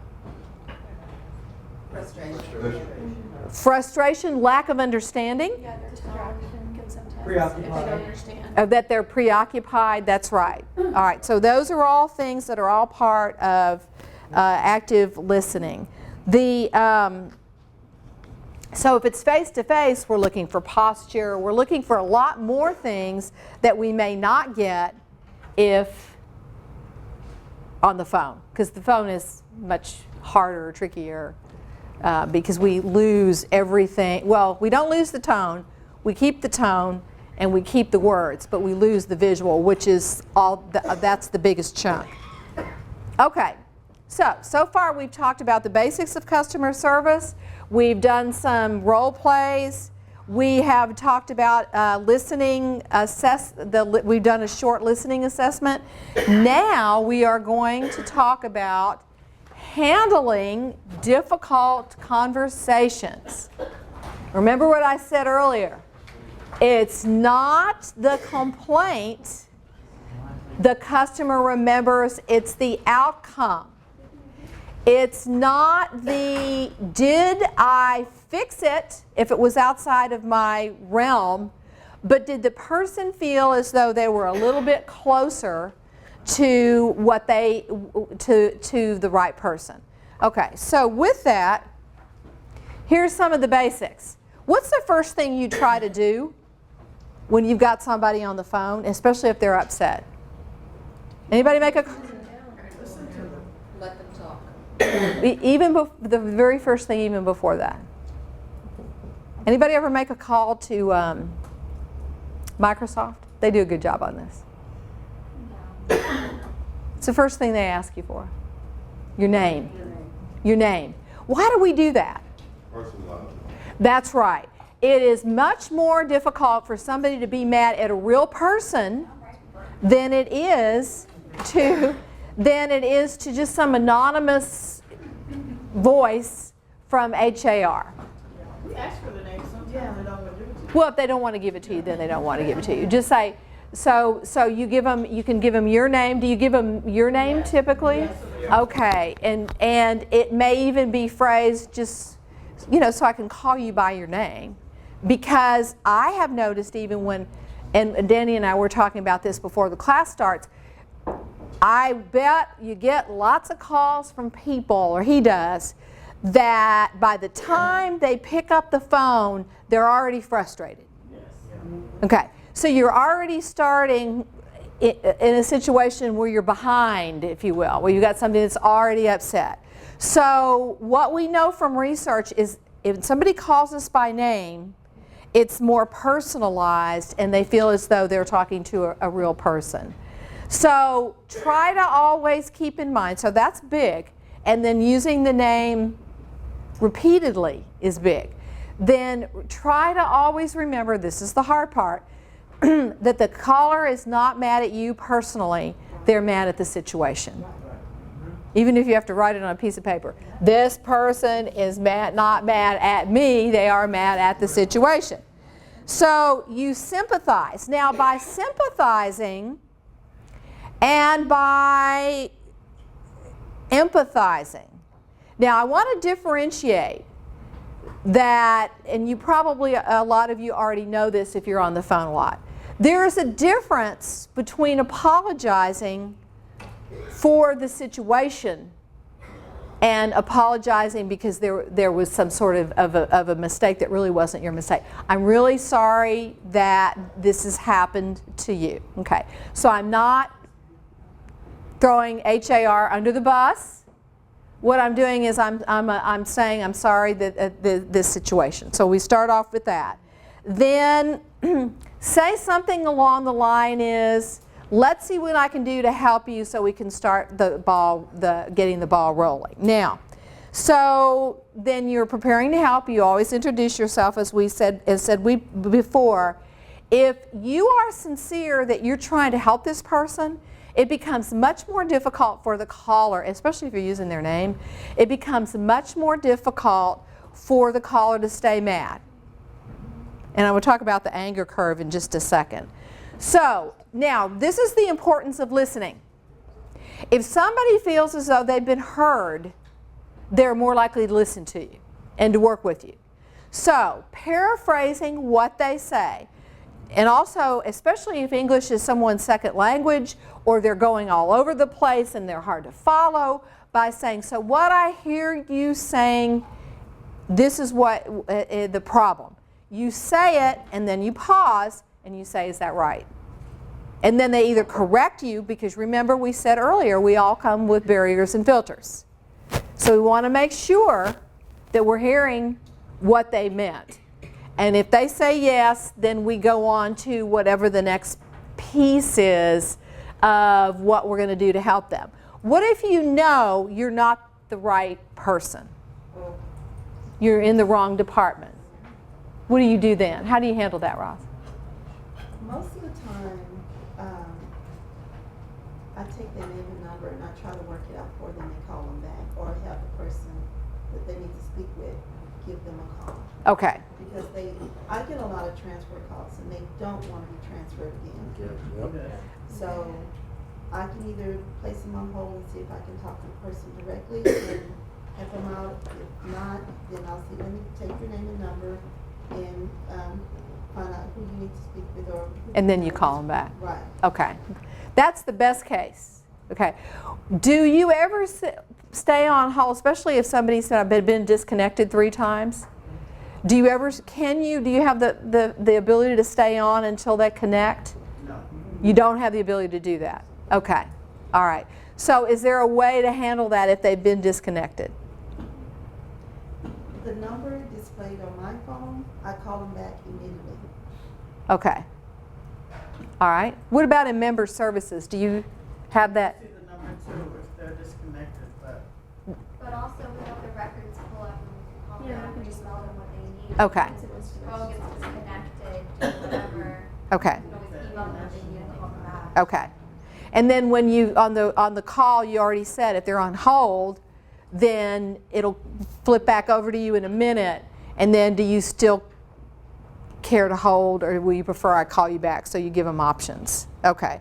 So the idea is if somebody's been dropped off the phone and they're already frustrated, then you're dealing with somebody that's probably pretty upset and pretty angry at that point. So we need to do whatever we can to make them feel as though you are the right person that they are talking to, and that you're going to help them find a solution to whatever the problem is. What about face-to-face? What if somebody is upset and they come in face-to-face. That to me is the easiest thing. Okay, and why is that easier? Personalize it because they see your posture, your attitude. You're speaking to a person versus some identity over the phone that they can yell at, get mad at, and have no guilt issue. You're dealing with the physical person. Right. When you deal with the physical person in front of you, they stay at your desk. You're not placed on hold. They know that you're assisting them. You're bringing other resources to your desk to help that person out. So it's a totally different atmosphere for that upset member. Okay. Anybody want to add to that? Well, I have a lot of, I'm the bad guy in our department, so, I didn't know that. So I handle a lot of calls, complaints, and then I handle a lot of members that they come in and they're upset about something. And so I'll, if we're in my office area, I'll just come in, have a seat, let's get this taken care of, and we kind of can just dissolve, diffuse it that way. A lot of times I have them have a seat and talk to them and get it resolved. It's a lot easier. And if you're making eye contact with somebody, it's a lot easier to calm them down. People are not by nature confrontational, and it's a lot easier to be confrontational over the phone, or even more so on email. Even more so on email. Especially now with social media and everything, everybody feels like they can blab all over. Just do whatever they want to because there's not an actual person On the other end. Yeah. All right, so, and then finding a solution, we know all that. Now, this is when for internal and external, hopefully your internal customers don't behave in such a negative way, but if you have to take a timeout, take a timeout. Let me call you back, or something like that. If you feel as though the situation is escalated, then it's better to take a timeout than it is to react. Bernie and I just yell at each other. You just yell at each other. Stamp your feet. Tomorrow. Yeah. Ask the customer or the member to give me a moment to research your account, and I place them on hold. And a lot of times it calms them down, but they're on hold. And when I go back to them, That's actually, there's truth to that. and then They're calmer. To realize that, hey, wait a minute. Well, we're going to talk about the anger curve in just a second, which is a testament to what you just said. So one of the things that also helps, we already said the polite repetition. So what I heard you say was, just to make sure that I understand the problem, and then you repeat it back, which we just said. And then also note-taking can be a good thing to do. That way, when you're note-taking, you're making sure you have the facts down, and when you repeat it, plus there is a release or catharsis that takes place, the process of writing, which is why psychologists and psychotherapists tell people to journal, because part of that is that writing down thing takes some of the anger, if you will, out of it. So that's another good technique. Anybody ever heard of this before? This is a big takeaway. It is you've seen this before. The anger curve. It is now some of you are thinking, you don't know my customers. It is physiologically impossible for someone to stay angry longer than 3 minutes. No. Let me tell you what we do. I knew that's you. The usual response is you don't know my customers. Let me tell you what we do. Nobody likes people to yell at them, right? Even if you're kind of used to it because that's part of your job. This is what we do. Somebody starts up, phone face-to-face. So they're starting to go up at the top of the anger curve, and guess what we do? We interrupt them. Well, but let me just tell you. So guess what? They go back down the curve. So then they start up again, and we go, they go back down the curve. What we need to do, we need them to get all the way to the top of the curve, even if you have to do, so that they can get it out of their system and go back down the other way. So that's why the whole thing is not, I wouldn't put them on hold for 3 minutes, but at least, but for a minute, they're beginning to start to go up that curve. And so 3 minutes, that's a physiologic, that is a fact. That's why it is called the anger curve. So asking questions and interrupting is what you want them to get it out of their system. And you can tell, can't you? On the phone if you're talking to somebody or face to face, and that's the far end of it. Some people, it doesn't take them that long, but physiologically it's a 3-minute thing. So know that, and hopefully that will help you going forward.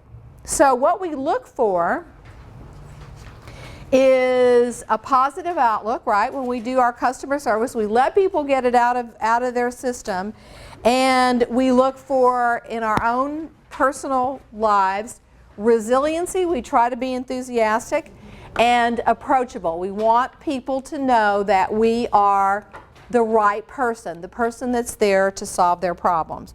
And the one thing that we can control is this. It's all about attitude, right? If the person on the other end has a good attitude, the customer, even if you can't help them and they're upset, they feel as though, oh, this person really did try to help me. But you do have that. You may not be able to control the situation. You may not be able to control anything, but you can always control your attitude. What's that? I don't know. What is that? That is my Crucial Conversations tape that for some reason went off. That is weird. That is so weird. Presenting this question to yourself at emotional times. That is the craziest thing I've ever heard. But sorry about that. It's a book on. I listen to a lot of books on tape, and for some reason that one decided to go on. But anyway, all right. So we've talked about customer service. We've talked about handling difficult conversations, and now we're going to have an opportunity to handle some situations. Some are on the telephone, and some of them are face-to-face. There are actually a total of 6. All right? So let me see the best way to divide this. The triads that you were just in, if you guys would do the first one, we're going to do it the same way we did before. If you guys would do the second one, there are more telephone ones. If you folks would do the third one, and if you would do the fourth one, then on the next one, there are 2 face-to-face ones. So if you folks would do the first face-to-face one, and if you folks would do the second face-to-face one, and then I'm going to let you do the second face-to-face one, which is you come up with your own. Okay. And then Claudia's doing that. So does that work? That's one. Think of one that you can all kind of identify with. All right. So be sure to rotate. Be sure to rotate whoever the HAR employee is. You guys would do, yeah. You guys would do the first face-to-face one, right? Isn't that right? Yeah. And then you guys would do the second one, so you can come up with your own. Yeah. Okay. And then they're going to do. Okay.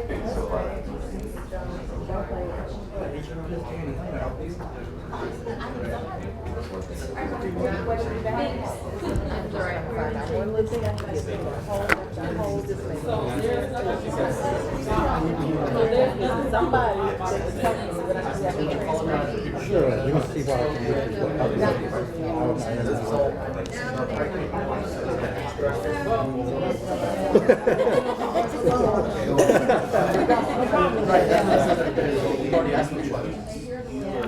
You asked the question, you realize that you You're talking about your member website, Danny's talking about the website that's not functioning properly. He's probably using errors, but I'm not going to say that. what is your public ID?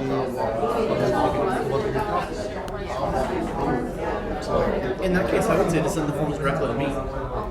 personally, so that he's not sent it to them written on the best food. He said, I'm going to send you the paperwork myself. When you fill it out, we visit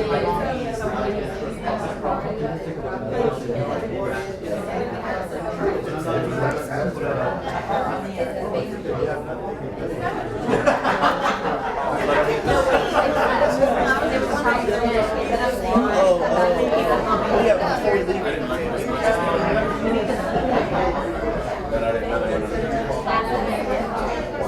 That's a good one. It's the same thing, similar collections, and they're upset about how to produce the good collections because they keep good recognition.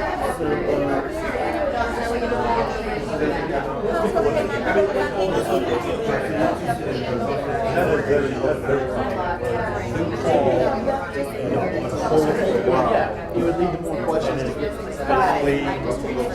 to make sure we're doing the right thing to prevent another misprocessing of paperwork.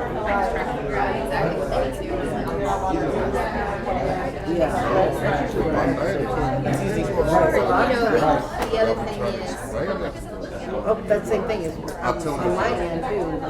We'll be working on it and free.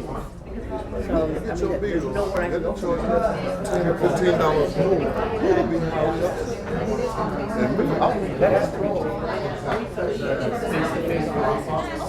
Sure. I just want to make sure that we understand exactly what our task is.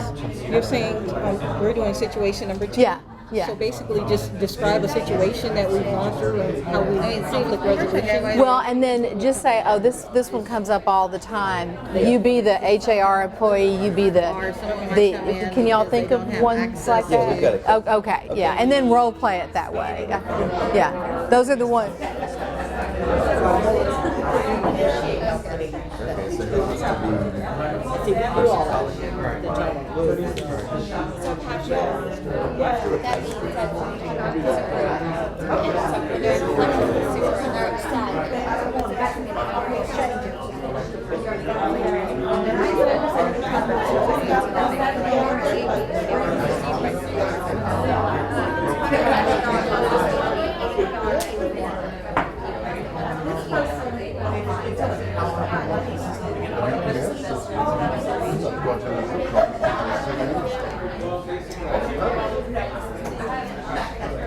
Break the box and hope that nobody notices you can't. It is very obvious because the man over the I see hacksaw by the.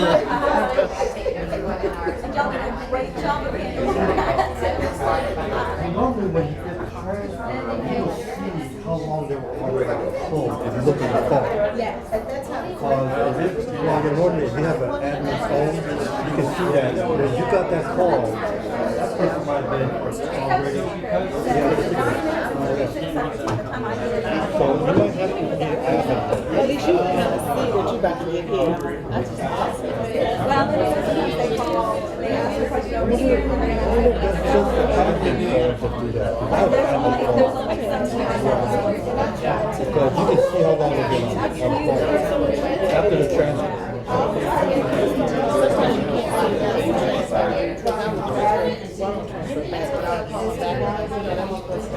That was pretty much.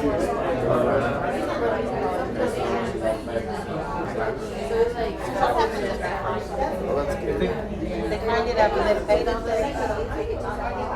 And they get 200 back.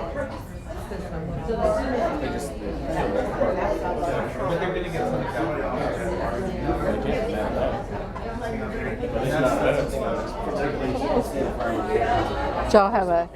It looks like y'all agree pretty fast on. Yeah, they just one did to their role use. play and we were just discussing it now. Oh, I'm sorry. Okay. Okay. Fairly well. Good. I'm there during the day. I might call an iPad.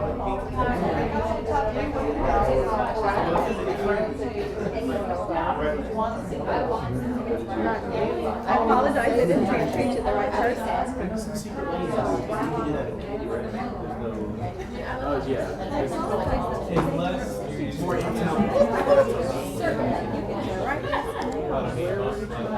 A lot of times, even after the transfer, I just get the number. I'm going to put this number right to the exact That's why I person. do it. So I will be able to call you right now. Okay. About 30 more seconds, so if you just wrap it up, then we'll get some feedback.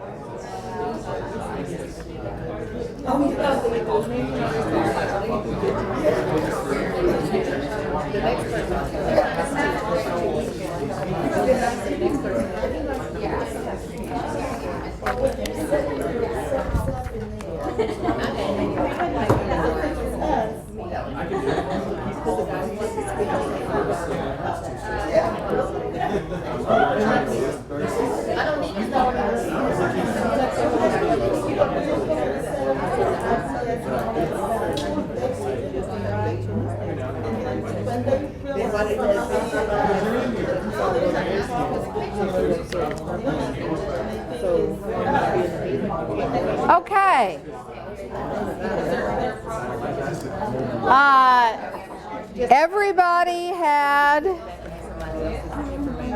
Everybody had a different one, except for the two groups over here who got to come up with their own.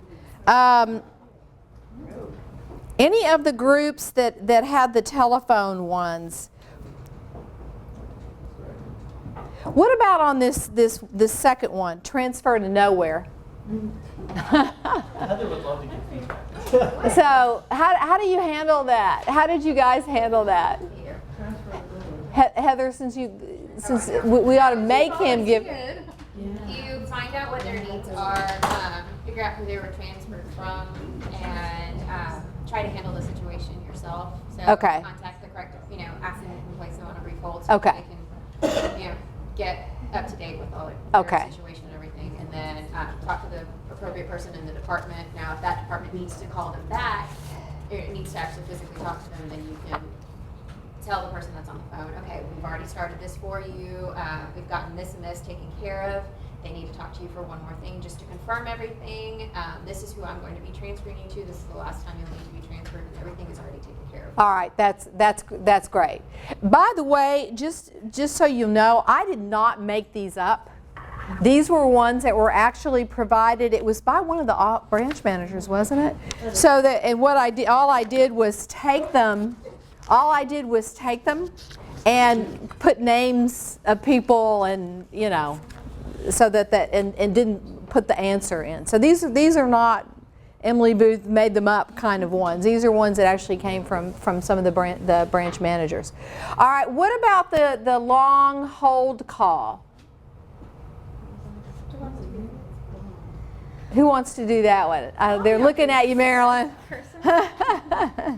So Mary was very upset because she had been on hold a very long time. Uh-huh. And so Danny did a good job of just kind of listening, making sure he knew what her name was, the issue was, listened to her, kind of, we just talked about the anger curve, let her just vent it out. And Yeah.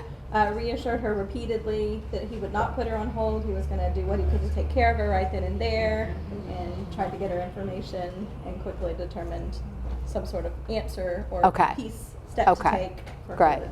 It sounds like the good news is if somebody's not really going to sit on hold for 20 minutes. They're going to flip back over.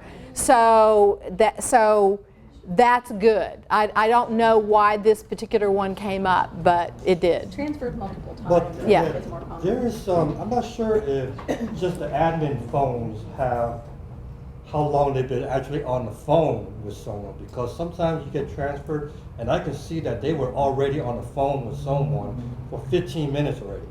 So they apparently have been talking to multiple people for that time. By the time it got to me, and I said, wow, they've been on the phone for a while.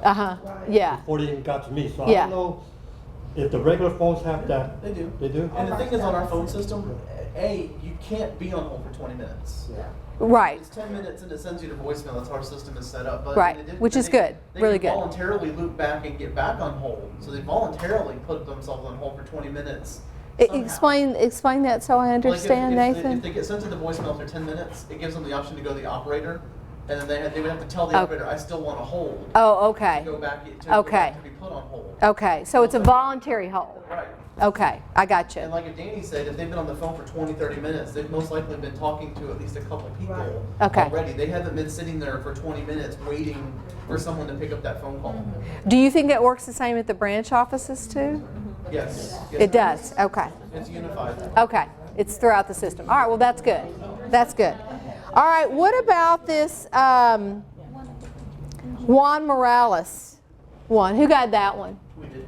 And what did you come up with on that one? That's speaking and receiving forms. Yeah, after determining that they were sent the wrong paperwork, we then continued the conversation to get exactly what paperwork we needed to send them. Yeah. And then offered to send it to them directly and handle the process from that point forward so they didn't have an anonymous contact. Okay. To get them through to where they needed to be after the paperwork issue that they're currently working through. Okay. All right. All right, that sounds good. So, were you the observer? He was the staff. I was the staff. Oh, you were the okay. So who was your observer? Karen was. Okay. All right. So that went well. Okay. Glad to hear it. Glad to hear it. All right. What about the now? This is one that somebody else alluded to. Gert Hofstadter one. Who had that one? Who had that one? That's the situation 4. Ask me some questions. Yeah, is a new agent. Brandy Hart is in customer service and is working with him. It's on page 23, the bottom of 20. Maybe that one didn't. Did we not do that one? That's okay. Do we not do that one? Okay. All right. All right. Okay. That is one that comes up based on what I heard you folks say. This is somebody that calls in. He's hard to understand, and you're trying to get him to help. He wants you to help him get the maneuver the website. So how do Danny? That would be a. Well, yeah, we definitely we have members that are computer illiterate, unfortunately, and the only resource we have for that is Nathan and I are the only two here on HR that can remote into the client's computer. Oh, okay. So when we have information like that we can't help them, we'll try to log into the system and see what's going on there. Okay. Does everybody know that they can do that? Okay, Yeah. That's good. In this number 4 situation, I have to do quite a bit of walking them through making payments. That that's what it's in that they're needing help to go online and make payments. And a lot of times I kind of, when I can, I say, they tell me they see something different than I see on my end. So I told myself, okay, let me log in as you and take a look at what you're able to see. And once I verify that it matches what's in our in-house system, then I get out and then I walk them through the steps of, you're gonna see this screen, you need to click on this, and how to go through selecting the invoice and making the payment. Okay. And how to delete an old credit card or something that's stored that may have an expired date or. So it sounds like you're going above and beyond by doing that, Well, so I that. stay on the phone with them until it's complete. Yeah. Okay. But then that helps you for the next time, right? Then you don't have to hopefully do that again. You don't really. Hopefully do it again. Yeah. Yeah. All right. So that's good. All right. What about on the face-to-face ones? What about on the lockbox? This one I didn't make that one up, obviously. Amir, you guys had that one.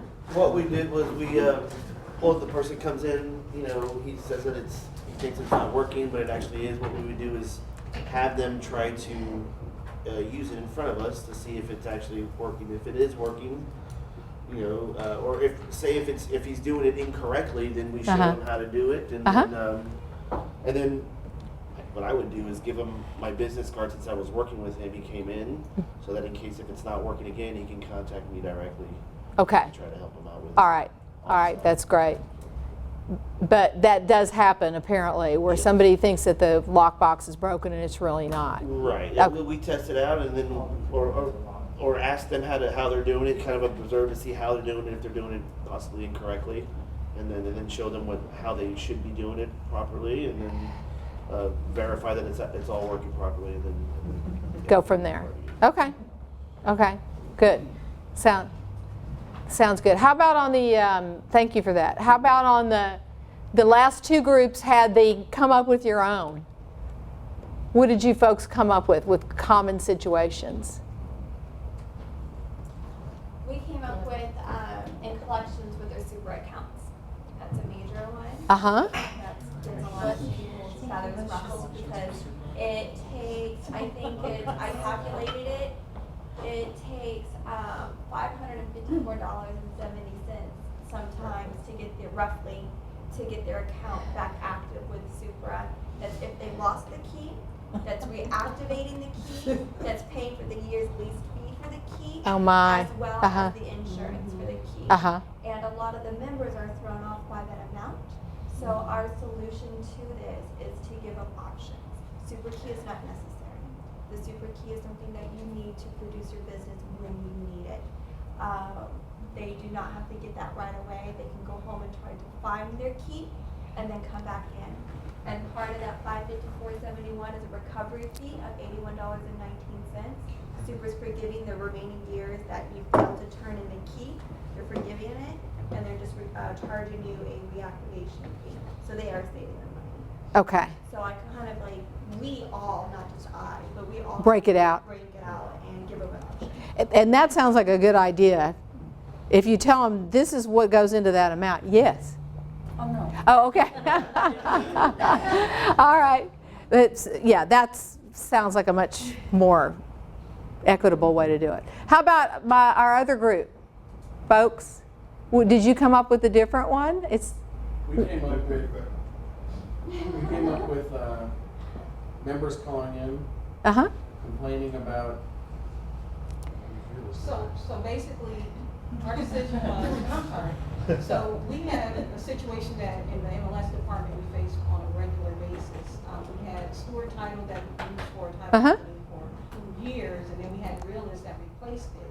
Stewart title leaving was completely out of our control, but we did get a good company to replace it. But when clients call in, they don't know the background completely. So they'll just be frustrated that, Stewart is gone, you got this company here, and I don't know how to use it. And because they don't know how to use it, they're frustrated. So what we try to do is when we speak to them, we try to just understand their frustration. We allow them to vent. We explain the situation. Stewart left. It was out of our control. Realist is here. The two systems don't match up completely, but they do. But Realist is a great replacement. So we try to explain Realist to them, and then we try to offer them education. Tell them, we'll work through their situation, assist them on the phone, and then we'll come back and tell them that you can take a class. In addition to what I've showed you, you can take a class to get more appointed. Okay. All right, great. So that one obviously comes up. Yeah. Okay, because you didn't hesitate at all when I said come up with your own. Right. Okay. All right. All right, so that's good. So those are some different kinds of, scenarios that can come up. Does anybody want to add to that? Takeaway. Were there any things that were common in all of these? What was that? Is there anything that was common in all of these? Showing patience with the member. Sorry? Showing patience with the member. All right, very good. Showing patience with the member. All right, what else? What else? Communication. Communication. All right, good. Anything else? Solutions. And it sounds like almost all of you tried to offer alternatives, right, for solutions.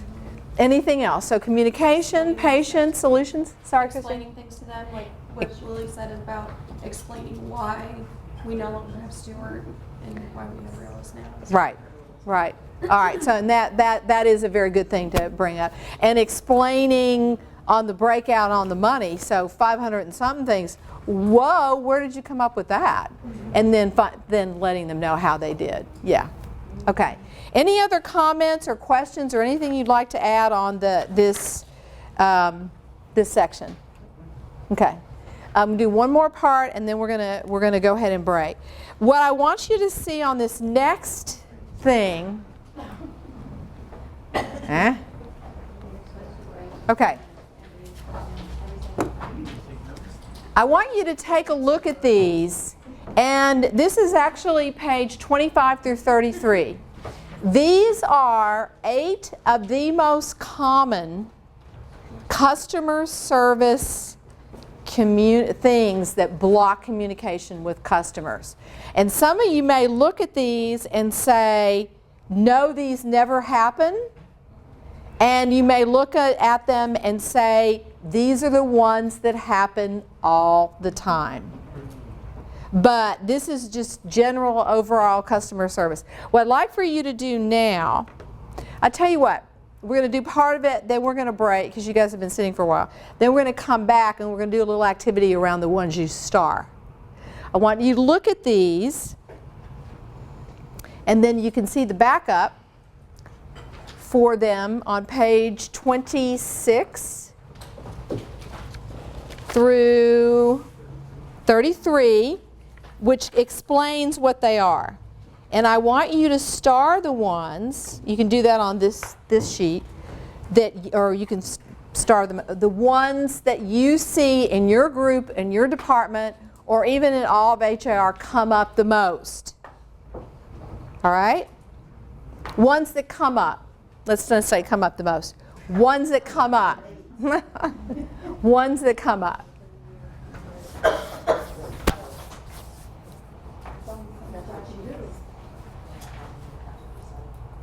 So you're going to check the ones that come up that come up.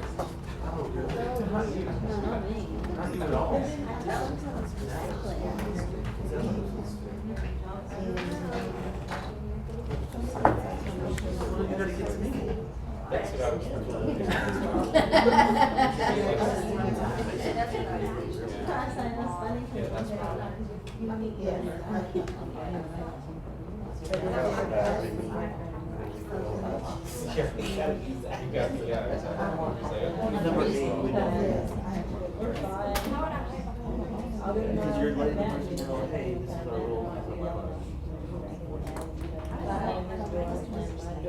Will you use that? Okay, so, but I also,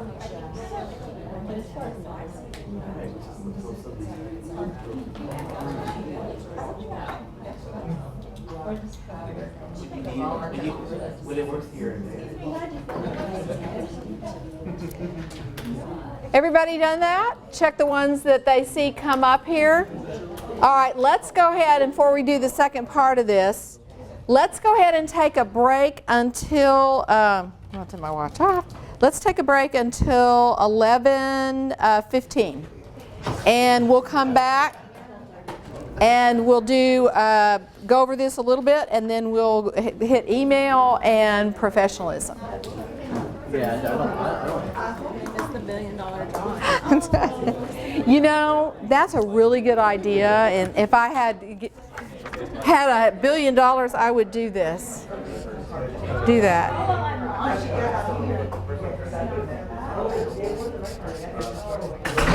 Okay. Now, it sounds like just kind of walking around at the break that everybody has seen at least some of these, right? Okay, so everybody starred, right? The ones that you see the most. Okay, of the ones that you just starred, that you saw the most, I want you to decide of them all, circle, I'm assuming you have more than one, circle the top 2. Now, if you only have 2, then you're in good shape. Circle the top 2. Of those ones you starred, circle the top 2. And let's see what you came up with.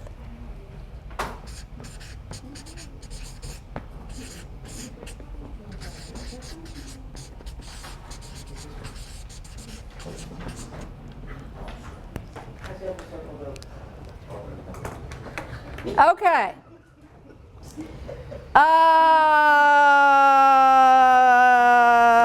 Let's do it this way. Who'd like to tell us what you came up with, what you starred of those top 8? It looked like you kind of did it in your groups. Yes. Lily, is that you? We didn't do it in a group. I was just. No, that's fine. What did you come up with? One that stood out to me. Uh-huh. I'm kind of embarrassed to say it, but bad mouthing the customers. I think that inadvertently sometimes we bad mouth the customer. When Okay. we allow them to vent, we talk to them, we place them on hold. The first thing I say is, "Amir, this guy's an idiot." I'll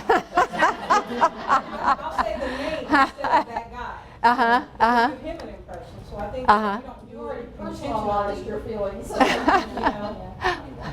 treated him kind. Later on the phone, I described him in a different light that could have given him a bad impression. So I would say bad mouthing the customer. All right. Okay. All right. All right. Do you ever see, and I don't even personally, how about bad mouthing other departments? Oh yeah. Yep. So what's the bad thing about doing that? We're segregating each other. Yeah. That you're not playing it, you're not the link, right? There goes the link. There goes the link. Generalizing that whole department as being, an equal. They're all doing the same thing wrong. I have clients in the past, and really, I'm not thinking of anybody, or even when I've called into one department. Well, actually, I do remember who it is. I'm not going to tell you the name. There's this jeweler's that has been around for a long time, where I get stuff fixed. Not that I go out and buy a lot of jewelry, because I don't. But this is if you're going to get something fixed. And it makes me very uncomfortable, and it makes customers uncomfortable. It's a family-owned business. The guy, obviously, that started the business, and the couple, because the mom is still around, but the guy must have passed away. So the son, you can tell they're grooming the son to be in charge. Well, one of the staff there, and I like her a lot, but she's been there longer than the son, I'm sure, because she's been there forever.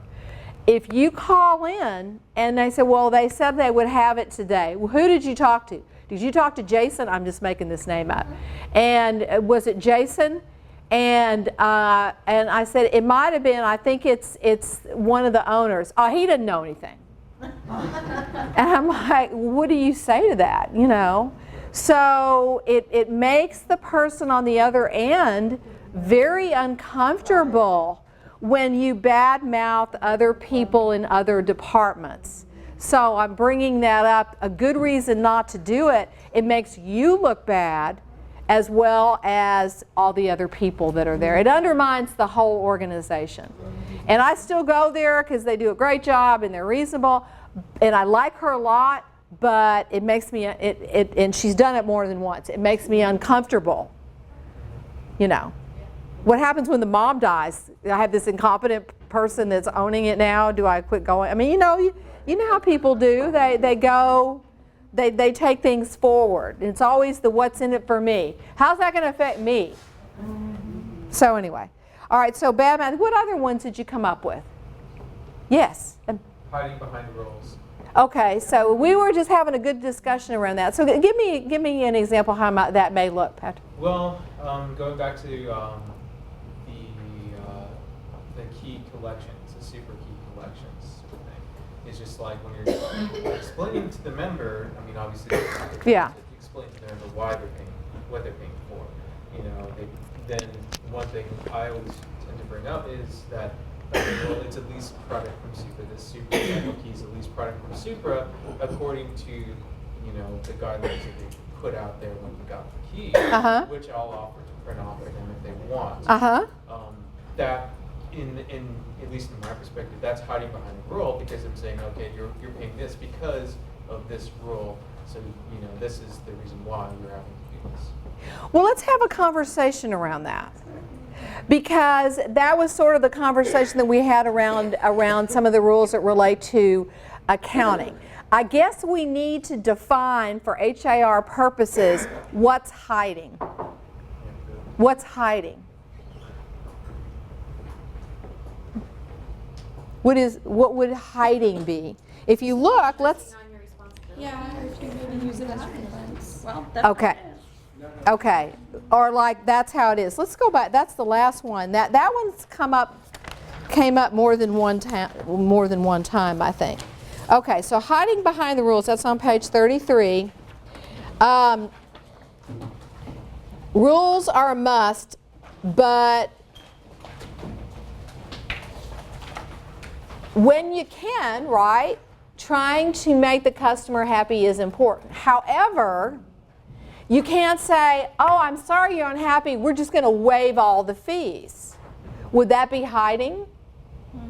I mean, not saying you have to pay this amount, is that really hiding? No, we wouldn't do that. Right.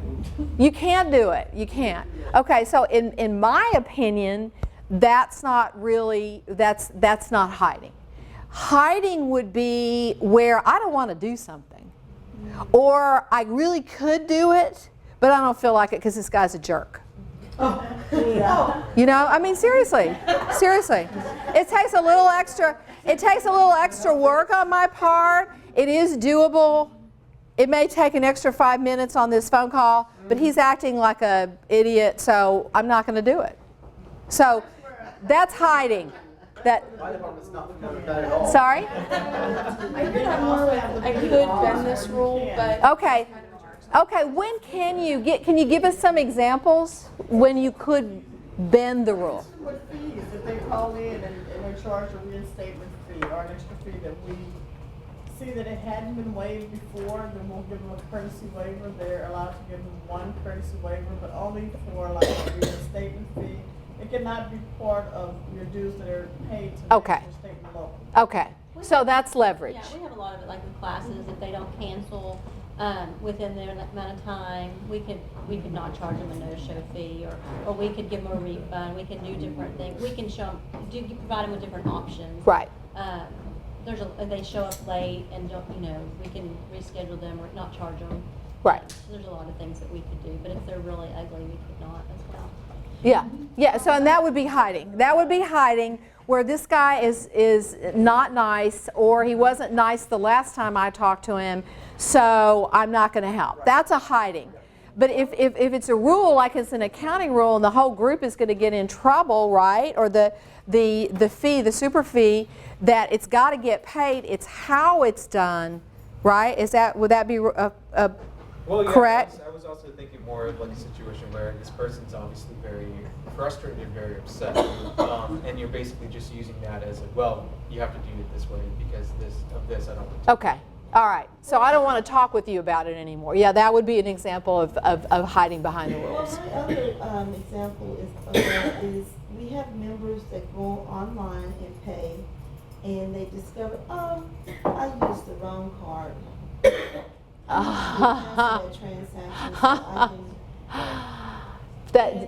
Wow. Does that cost you though if you cancel the transaction? Doesn't it cost? Yeah. Well, it's processed. Okay. And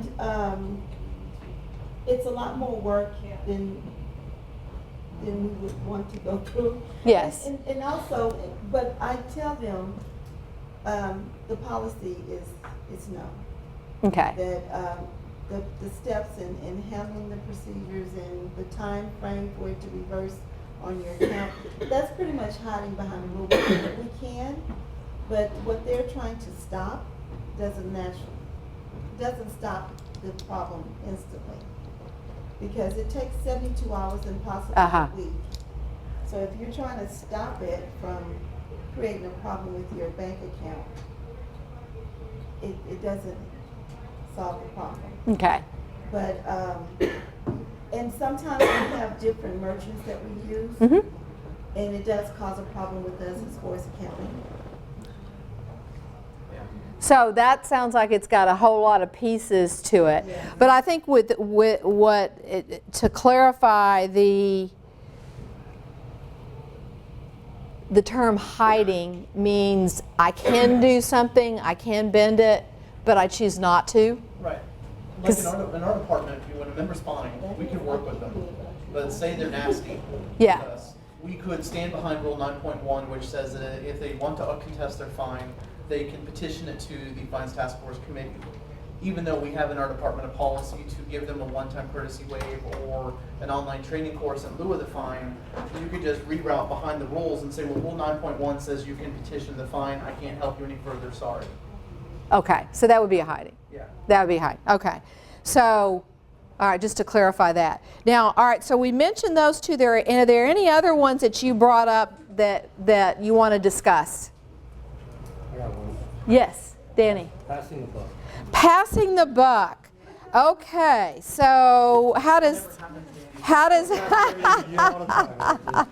so how does that look?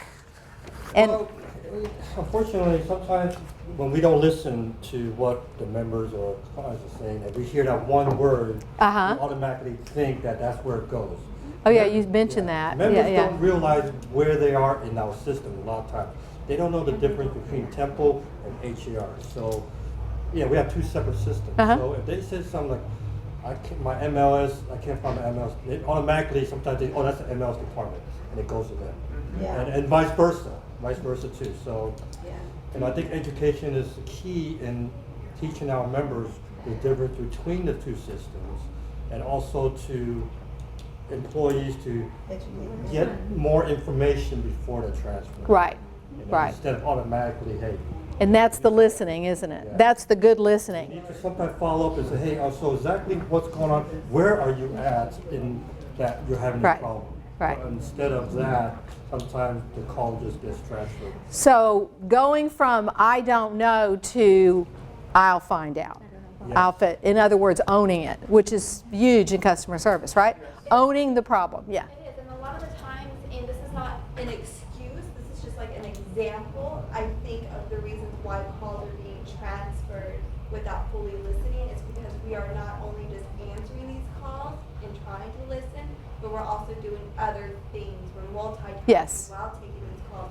So that does distract you, and sometimes there's no other options than to do those tasks while answering the phone. It's a real time management dilemma, isn't it?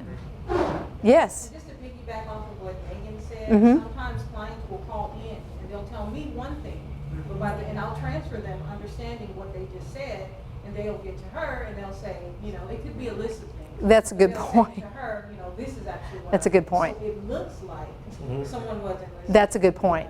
So it sounds like being kind to your coworkers is also, or empathetic, if you will, that you may be getting a different story on the transfer. Because sometimes people get bored telling the same story over and over again, so they kind of change it up a little bit. That's okay. All right. Well, you have all this. I hope it's helpful that you can go back, because these are very common ones that come up. So I want to go ahead and move on to the last two parts, which they're smaller than this big overall part. So we've talked about the definition of customer service.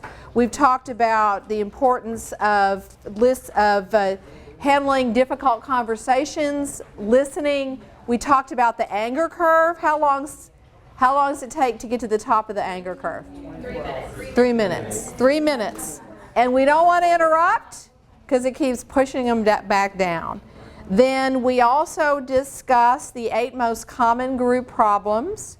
We discussed on the handling upset callers, what are the things we discussed? One of the first things you want to try to do, although Cynthia said they don't always give it to us, is do what? Ask them their name. Ask their name and use their name. Give them your name. Then paraphrase what they're saying, right? Make sure that they know you are the right person, even if you're not going to be the one to solve the problem, because the real thing that everybody really wants is to feel as though they've been listened to and they've got somebody on the other end that's trying to help them. Those are all really, really big things. Were you going to say something, Megan? I have a question to ask, Uh-huh. and it's going back a few pages to page 11, Uh-huh. where it says focus your attention. The very first thing it says is avoid multitasking. Oh, based on what you said, yes. So this is something major in our department, Uh-huh. especially with the call center, Mhm. and to avoid transferring to Daddy by mistake, to avoid transferring to education or to MLS by mistake. What are some of are there suggestions for? Stop what you're doing and listen. Have you heard of... Yes, I understand that, but that's when you're working the call center, that's something that's difficult. I think it's... What are you multitasking when you say you're working at call center? Well, I remember whenever I worked in the call center, when I was answering calls, I was answering the person's trying to answer their calls while doing a transfer form that was emailed to me or responding to an email that was sent in. Hang up the phone. You know what? That's why sometimes things are entered incorrectly. You should never be processing and doing a payment while you're taking a call. Well, this is back whenever I was in the call center. It's totally different now for me since I'm out on the floor, but I'm just taking it back to then. Yeah, well, there's actually studies shown. Yes, brain brownout. That you actually learn less and are less effective when you multitask, and it actually destroys brain cells. It's called brownout, brain brownout. No, I'm serious. There was a study done. That's right. And there's another thing too, like when you're on the floor, in our Let's hear what Patrick has to say. Go when ahead. you're on the floor in our department, like sometimes like this happens occasionally when it's like you're on a call and you get a member, they like Erica pulls in like information for a member, and then somebody else is trying to get your attention for something else while you're on the call. So you got multiple things going on. Right. Whereas like you can't really control that. But what she is describing is actually it's a physiological fact. It's called brain brownout, and they use it in terms of. And I've got a lot of millennials in here, so I'm gonna slap myself before I say it. But it's very common in the millennial in that generation, that the 20-somethings, if you will, up to 34. That I can be on the computer, I can study for a test, I can and be on the phone, or I can be in a chat room talking to my friends. And in fact, the research indicates it will take you twice as long with diminished results because the brain doesn't have the ability to do that. And if you just look up brain brownout, there's all kinds of articles on it. Yes? I think when you say multitask, I do a lot of things. Yes. But when I see, like, if we have a high volume of calls, and I log in, whatever I'm doing, that's the least of my worries for that time. It has to be the call. Mm-hmm. Those calls coming in. Right. So in membership, we always say the members first and calls are first. Yeah. Everything else can be done after they're done. I get stopped all the time, and then after 5, I'm trying to do my work. Yeah. Yeah, it's a real dilemma, and those of you that have multiple things going on at the same time. It really is a balancing act. But I will tell you, if you just put in Google it in, brain brownout, there are all kinds of articles on it where you are less effective doing any of those tasks. Yes. So I just wanted to, I understand what Rita said, and I believe it, and I believe that it's effective because I've seen it within myself. But I think Megan's question still stands. What is our resolve? Because in MLS, I answer phones continuously, and there's sometimes where they're back to back.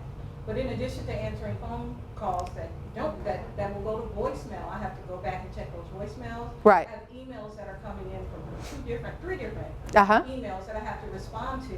In addition to that, I have MLS mod to do. So those are all great, and I can do my job. But how do you there has to be some type of resolve. There has to be something, a way for us to balance. Because if the calls are coming in, my only thing is Nathan is going to tell me that my job's not done. So what do I do? I already know. What do I do? What can you share with me? Because I talk to him every day. What can you share? Because at the end of the day, it's going to look like I'm slacking. That's not my intention, but I'm just trying to get my work done. So I'm trying to do these things because they have to get done. I would defer. You're in member services, right? And quality. Okay. All right. I would say that in the usual deal in most companies, it's if somebody's on the phone, that's the first choice. And so whatever that takes. Now, what that's going to do if you have email and what have one of the things that a lot of research, and we need to get to the email part. If you do email in chunks, you're much more likely to be effective than if you do one here, one there. In other words, set time aside and block it out. For every time, and I'll give you a statistic on this. Every time you are interrupted, it takes you, in a 15-minute period, every time you're interrupted, it takes you twice that to get back down to that same level of concentration. So now I don't think you can do your phone calls in a block. I think you have to take them as they come in. So, but if you can figure out the time of day when you're more likely to get a block of, in other words, if you have a half an hour block and you're not interrupted, you can get an hour's worth of interrupted work done. So it's twice as long.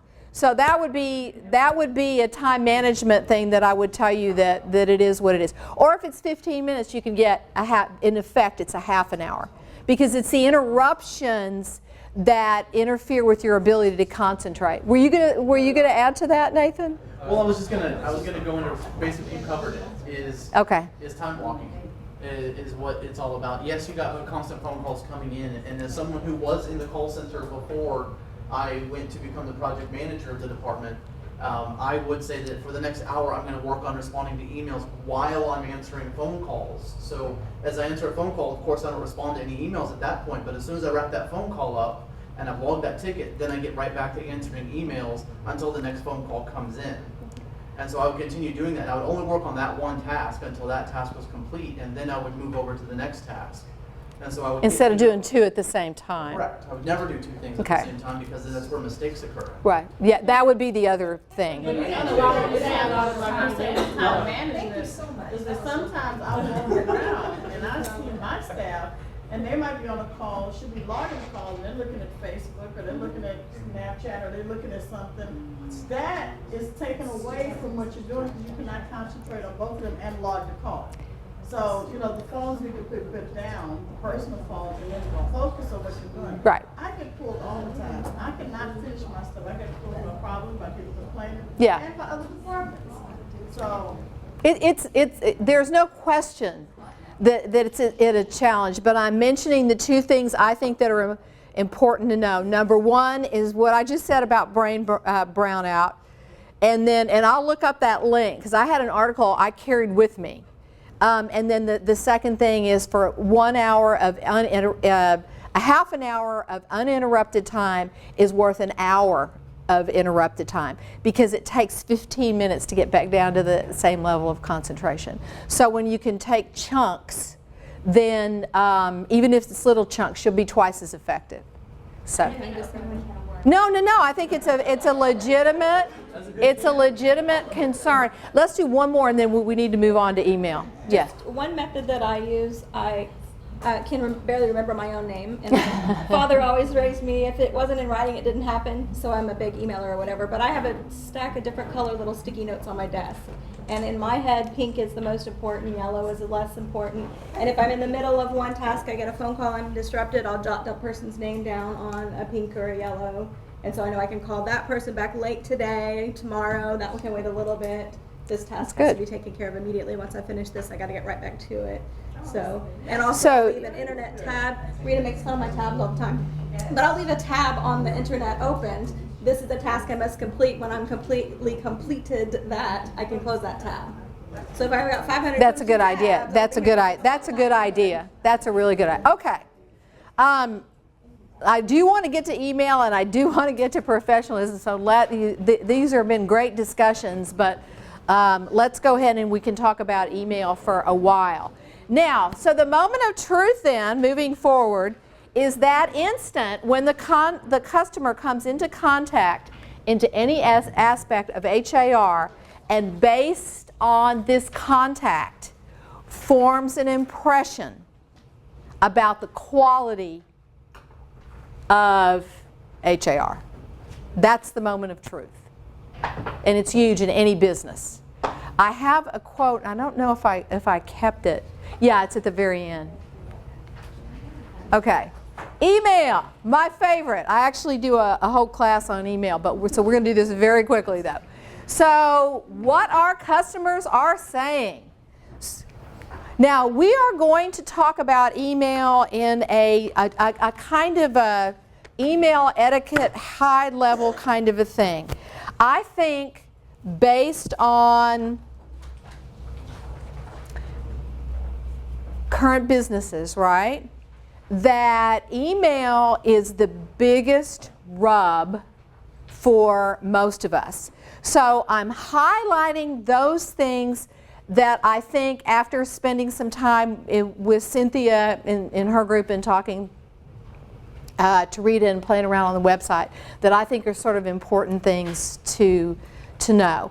How many of you spend most of your time not really writing emails so much as sending things on, like information or forms or that kind of thing? All day. Okay, all right. And so how many of you actually wind up starting from scratch writing emails? Okay, so some of you are doing that too. So we'll kind of handle both of these things at a high level. So we all interact with the printed word as though it had a personality. And unfortunately, it's easy to misinterpret. Why? What did I tell you earlier that ties into this? Remember the Moravian? What do you miss? You miss everything but the words. And we said that the words are the least, in rules of communication, that's the thing that's the least. So that's what makes email so much more difficult. And based on my experience with email, when it's in writing, people don't forget it. So if it comes off as being abrasive or rude, it's not like, oh, I don't think he meant it like that, or I don't think she meant it like that. There it is, in black and white. And so it's hard to ignore. So those are some of the good thing about email. It's great to document. It's great to send information. Just think in the old days, before when you had forms and templates, you'd have to either fax it or put it in an envelope. What a pain. I mean, now you can send it fast and more readily than, anyway, it speeds up to a large extent the whole process. How many of you have ever received an email from a friend and been real put off by it? Just because of the way it was written. Just because of the way it was written.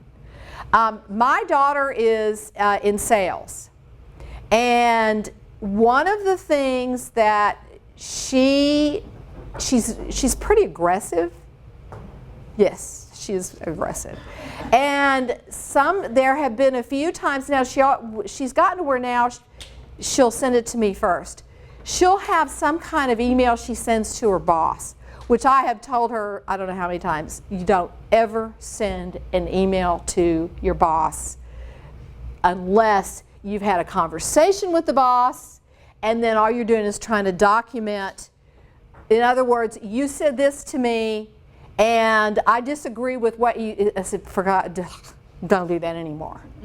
And then she has learned, after getting slapped around quite a few times, that that's just not a smart thing to do, because it is hard to get a negative message across in an email without making somebody angry. And about the last person in the world you want to make angry is your boss. Or you have to be careful with your customers and your clients.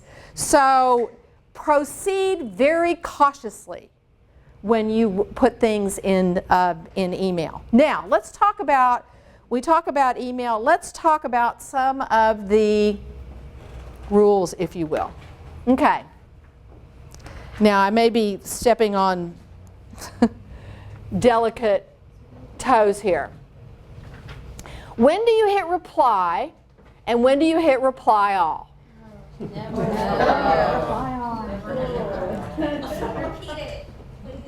When do you hit reply, and when do you hit reply all? In other words, when do you make that choice?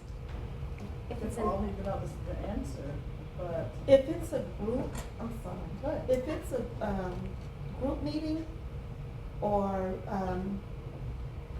someone you're trying to, that everybody have to be involved, that you want to make sure that everybody either gonna meet together or need to have the same understanding, I can see a reply all. Okay. But if you're just responding back to a group email that someone just want feedback from everybody, I think you should do just reply. Just reply. Okay. The basic rule is you really only hit reply all exactly what you said. If it's something that it's everybody needs to have this common understanding. If I'm responding to a yes, I want to be at that party, I need the RSVPs, and somebody hits reply all, and there are 100 people on the list, and they all get the response, that's not the right way to use reply all. Always think in terms of, does everybody really need to know this, or just the sender? Sometimes people don't interpret that the right way, though. They may think, oh, everybody wants to know what I'm going to have for lunch today, instead of just well, they probably don't. That's asking. Yeah. You know what I mean? But it gets interpreted incorrectly, and that's when you start getting all these emails, because people are just assuming everybody else needs to know it too. You know, this happened, now I thought this was kind of rude, but it was some women's professional group, and it was we're going to have our monthly lunch at, I forgot where, and I need people to RSVP. So somebody on that list hit reply all. And there are like 100 people in this group. And the person that was sending it was somebody's assistant, and she just wanted a head count. Somebody else on that email list sent another email to the whole group that said, you are using reply all inappropriately. Do not do that anymore. And I thought, oh my goodness. But the point is, the rule is with reply all is only if everybody else really absolutely has to have this information. If not, you just hit reply. Okay, second deal. What about forward?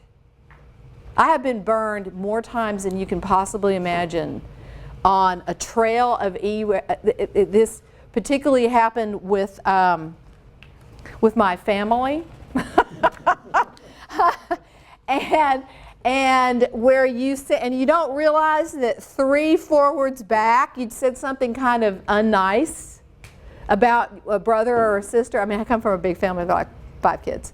So the person reads one of those ones that's 5 back, which I don't really have the time to do that, and says something really ugly to the whole group. Do not be rude to your family. You should not be sending emails like this. Oh, and that happened because if I do a forward, you got to make sure that what you've got all along the previous forward, there's not something in there that's going to burn somebody if they see it. So that's another email etiquette thing to be aware of. All right? So be very cautious with that, because sometimes I get busy and I don't think that that's the case. I don't ever do that in business, but sometimes in families those things can happen. All right, now here's another one. How do you think spammers get people to open their spam? Subject. Who said that? Exactly. Subject line. Guess what? If you want somebody to open up your email, guess what the most important part of the email is? The subject line. The subject line. RE with nothing behind it, I don't open those. That means if you can't bother to tell me what this is about, I really don't have the time to read it. Okay, so a decent subject line or something that ties into what was previously in there, those are important things to be aware of. That is a basic rule of email etiquette. In general, okay, that's the salutation. So that's a hi, Patrick. Hello, Patrick. Okay, that's a salutation. When you start an email chain, a salutation is appropriate. So a hello, or if it's a new member. Now, once you get past, if it's the same subject, and you get past that initial one, you do not necessarily have to put hi, hello in all the other ones as they go back and forth. I will, however, tell you in some cultures, it is considered rude to not put a salutation in each of the emails as they go forward. If it's a hi, hello, whatever, and some sort of a closing, best regards, thank you, and a closing, at least in the first go-round. Can anybody tell me any cultures where they know? I can tell you in Thailand, it's considered very bad manners to not put a salutation and when you send them, no matter how far the chain you're in. Anybody have any other? Not really? Okay. In general, this is a rule. An email should not be, if somebody has to page down, then they're not going to read it. That's a given. So if they cannot read it in one screen, it is likely that they will not read on. Now I'm also going to give you a basic, it's not in here, but I'm going to give this to you, a basic writing norm. Any sentence that is longer than 16 to 20 words, people will not read, because that means they have to reread. And they won't read, not only will they not read, they will not read on. Forget the reading on if it's more than one screen and all your sentences are too long. So, but particularly in email, because as you know, people want to go through the email quickly. So, one screen. If you've got something, some information that you've got to communicate, and it's longer than that, you're better off putting it in an attachment. Sorry? Put it in the mail. Okay, put it in the mail. So, one screen, 16 to 20 words, averaging 17 to 18. Also, tone. Okay, let me mention one other thing on this bulleted list. Bulleted we use, especially in email as well as in writing, business writing, we use bulleted and numbered lists. And the reason that we do that, for those of you that already know to do that, is because it's easier to read. It's faster. And what happens in mail or email or writing, the eye is drawn to anything that is inside the white space. So if you're trying to communicate something to somebody and you want them to remember whatever specific points, you're better off putting it in a bulleted or a numbered list, because of the eye being drawn to what's inside the white space. So,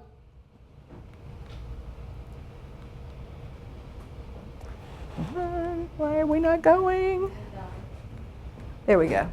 Okay, let's talk about writing in positive tones. It is, when you write, these are sort of some basic things to remember. you know, write in a positive tone. So what that means is when you complete the report, in other words, the expectation is that you're going to do whatever it is that you're going to do. So that's kind of the tone that we usually use. Let me ask you this. One other thing to know besides tone that I think is important one piece of tone is how formal or informal are you going to write? Under what circumstances would you use formal tone? That means a salutation, a closing, I guess respectful, a board member, right? Who else? Okay. You don't want to be informal because then it lacks to me, your intellect, your accountability to the situation. Okay. So it'd be what about a coworker?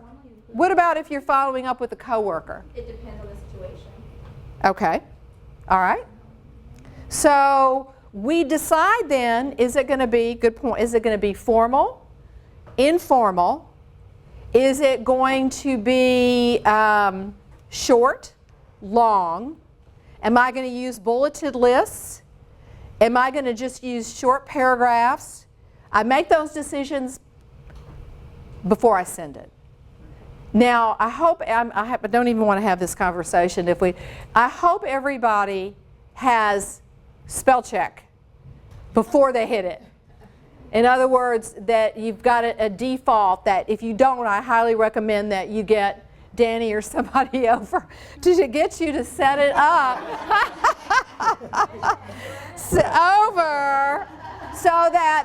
because it is very easy to send something that's incorrect if you're in a hurry. And I would also recommend everybody needs to know their own weaknesses. I know that I am the most likely place that I'm going to make a mistake is in the subject line. I don't know why, but for me it's in the subject line. So I need to look over that because if I meant manager but I put manger, spell checking, it's not going to do that, right? It's not going to pick it up. So knowing where you're more likely to make mistakes. So I'm mentioning that because I think that's a very important thing. What other email type things do you want to bring up that you think are important? Well, I often get emails from members with all caps and bolded. Oh, that's a good one. And what does that mean to most people, at least in the U.S.? In the U.S., you're screaming at me. You're screaming at me. That's exactly right. Okay. So we don't want to do that. There's no rule book that says this means somebody is screaming at me, but we all, at least in the U.S., think that. What other ones? Sometimes people are just lazy and they don't want to hit the shift key. Right. But that is what we think. So yes, Patrick. Bad grammar. That's right. Bad grammar. Now, if you have spell and grammar check, that should help you with a lot of that. If grammar is not your strong suit, what should you do? Ask a friend. Have someone to proof it for you. Because when somebody from HAR sends out to a member a poorly written email, what does it say about the whole link, the whole chain? Not professional. Looks very unprofessional. So if you're not sure, because that's not your strong suit, then get somebody else to look at it. Another thing that helps a lot, do you guys have templates? Do you have templates that you use a lot? For some forms. For some forms. But what about for email? All right, I'm going to mention to you that personal templates are a really good thing to have. I'm going to tell you, you've already figured out I have my little stories that I like. I worked with a gentleman. The guy was a mechanical engineer, undergrad. He was an MBA. He was at a contractor, a huge group for HSD. And he was in line to take over as the director of this, not of HSD, but of this particular vendor that HSD used. And the thing that was standing in his way was his writing skills. Because he would send stuff to the board and they'd have to read it and reread it, and they still couldn't understand it.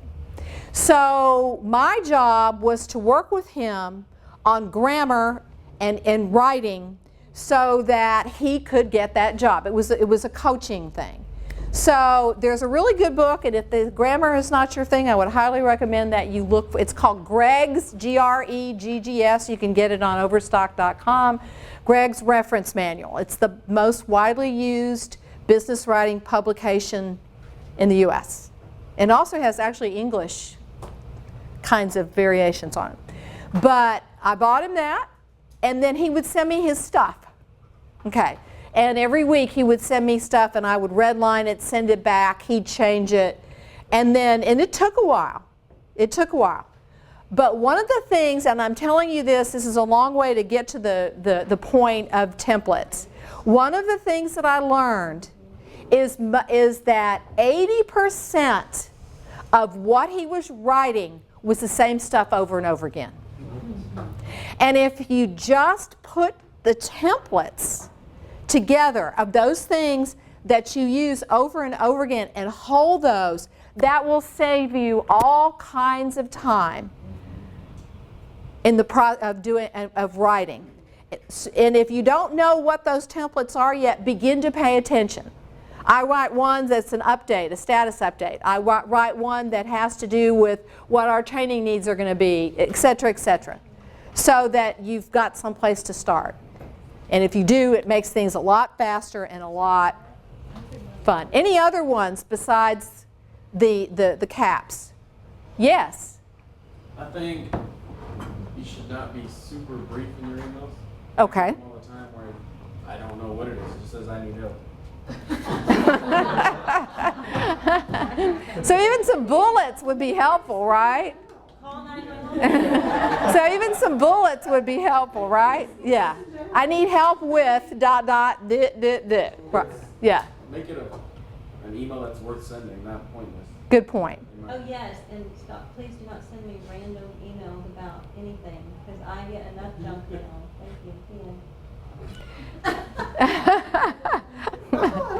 Oh, look at her. Well, look at one other point, and you made me think of something that I wanted to mention to you. Since we talked about time management, one of the things when you send emails and you say, I need this, and this, and somebody has to go to this source, and this source, then the likelihood of you getting a response to your email is not great. You are better off if you need somebody to look something up on the system, and then you put that in one email. And if it requires them doing something else, you put that in another email. There is a very good book I would recommend if you do not have it. It is a book on tape as well, although I would recommend the HAR book. It's called Getting Things Done by David Allen. And one of the things that he talks about is it's about the best systems time management book that I use it all the time when I do time management. He's just got some real smart, basic stuff on managing things. But that email thing, that was one of his things. Yes. Getting Things Done, David Allen. Yeah. A-L-L-E-N. Since we're talking about that, that's a good one. Any other ones as far as email?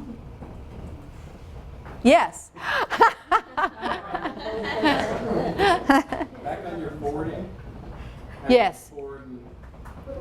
Normally, I don't think it should have more than 2 or 3 replies. Then that whole chain that nobody needs to know. If that person doesn't need to know it, just delete it. Well, you can also put it in a blind, the blind CC line. A lot of people will do that if it's a group email list, those are the best ways to do. But yes, you're right. I mean, all the previous Yes, you're right. So people don't get embarrassed. Right, exactly. That's, you pay attention to that. Let's just get bigger, random attachments. Right. I agree. Flaming. Let's talk about flaming.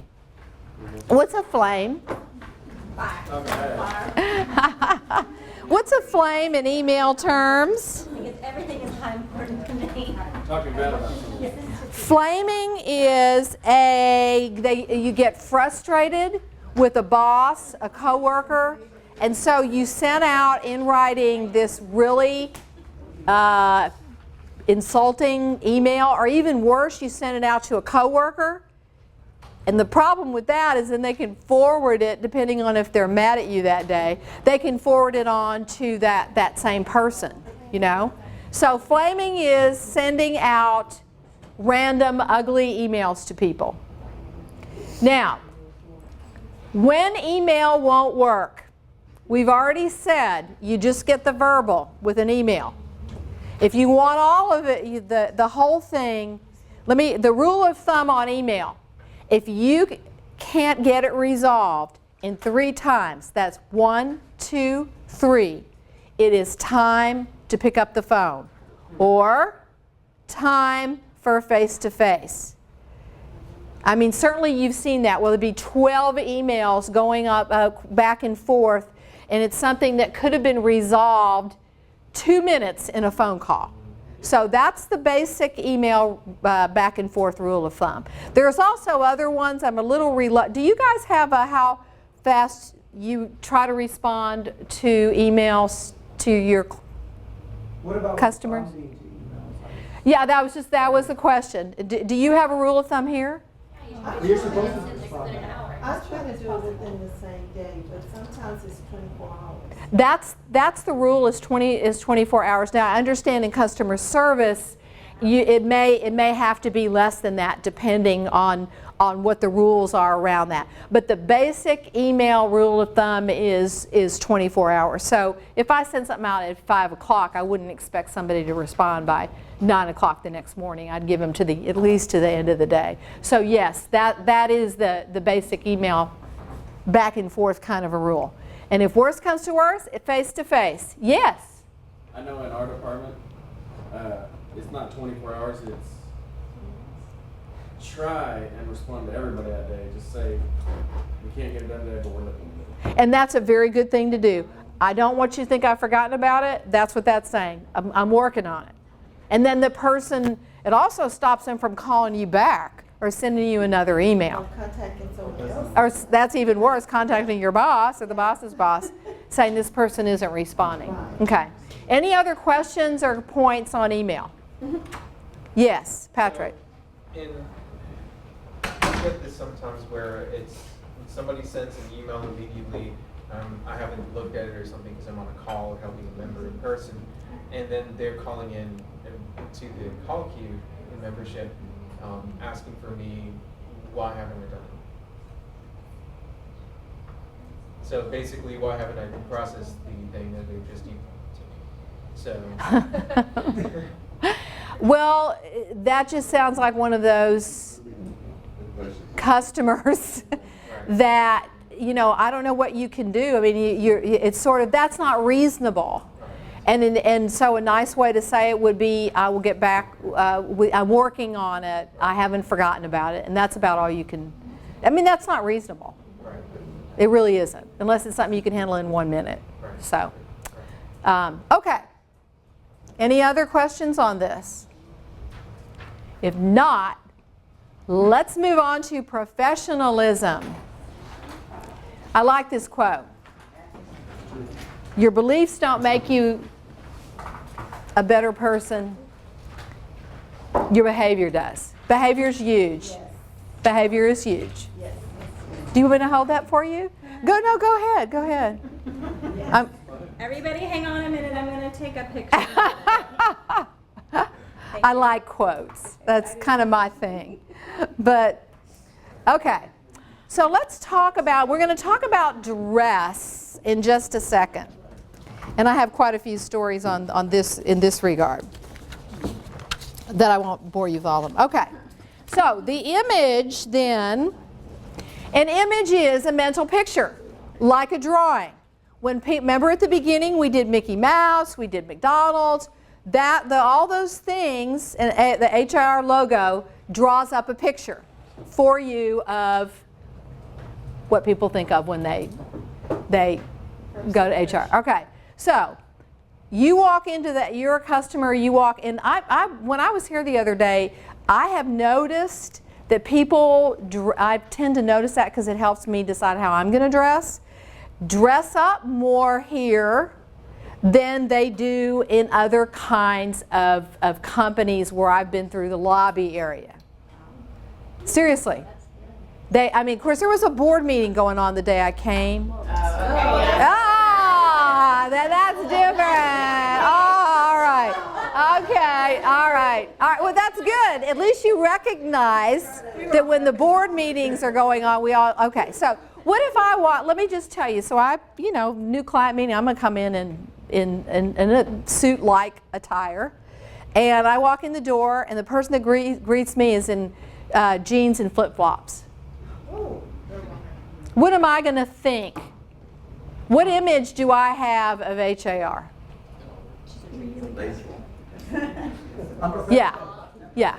I'm not going to Apple. I'm not walking in the lobby where they do those kinds of things. So you have to pay attention, right, to those kinds of things. So the company image, as we said, that visual is more than half the message. And visual means all that the eye can see.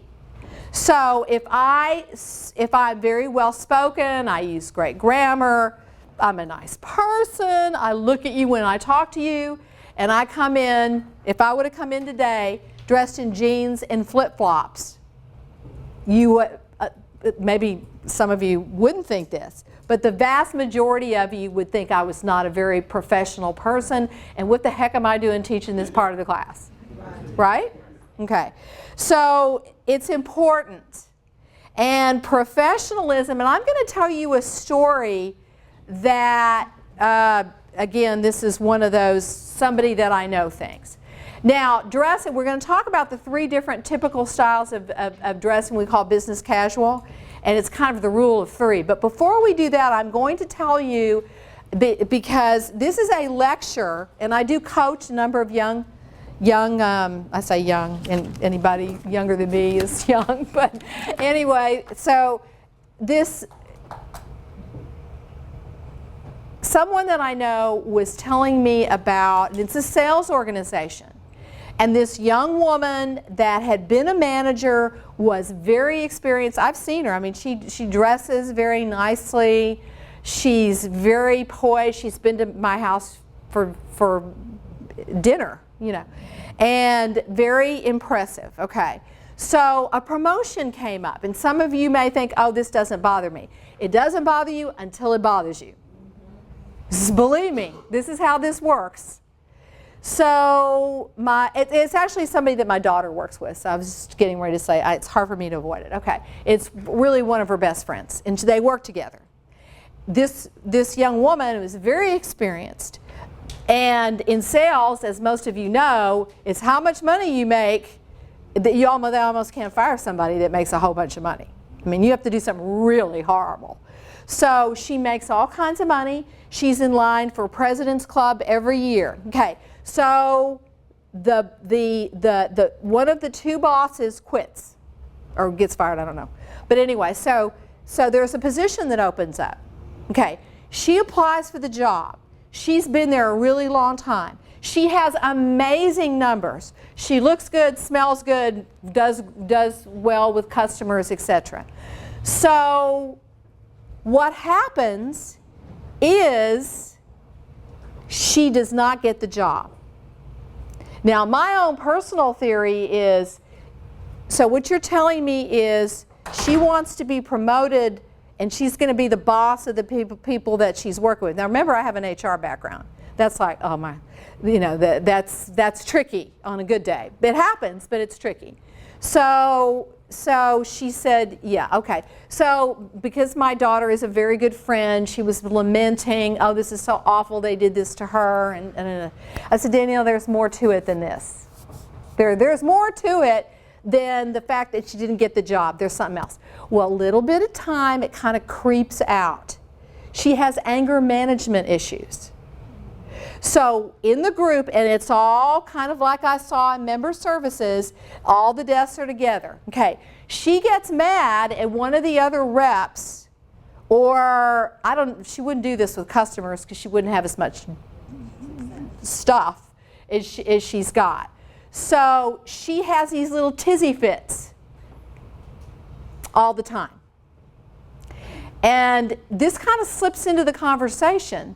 And I said, Danielle, that's why she didn't get the job. That's why.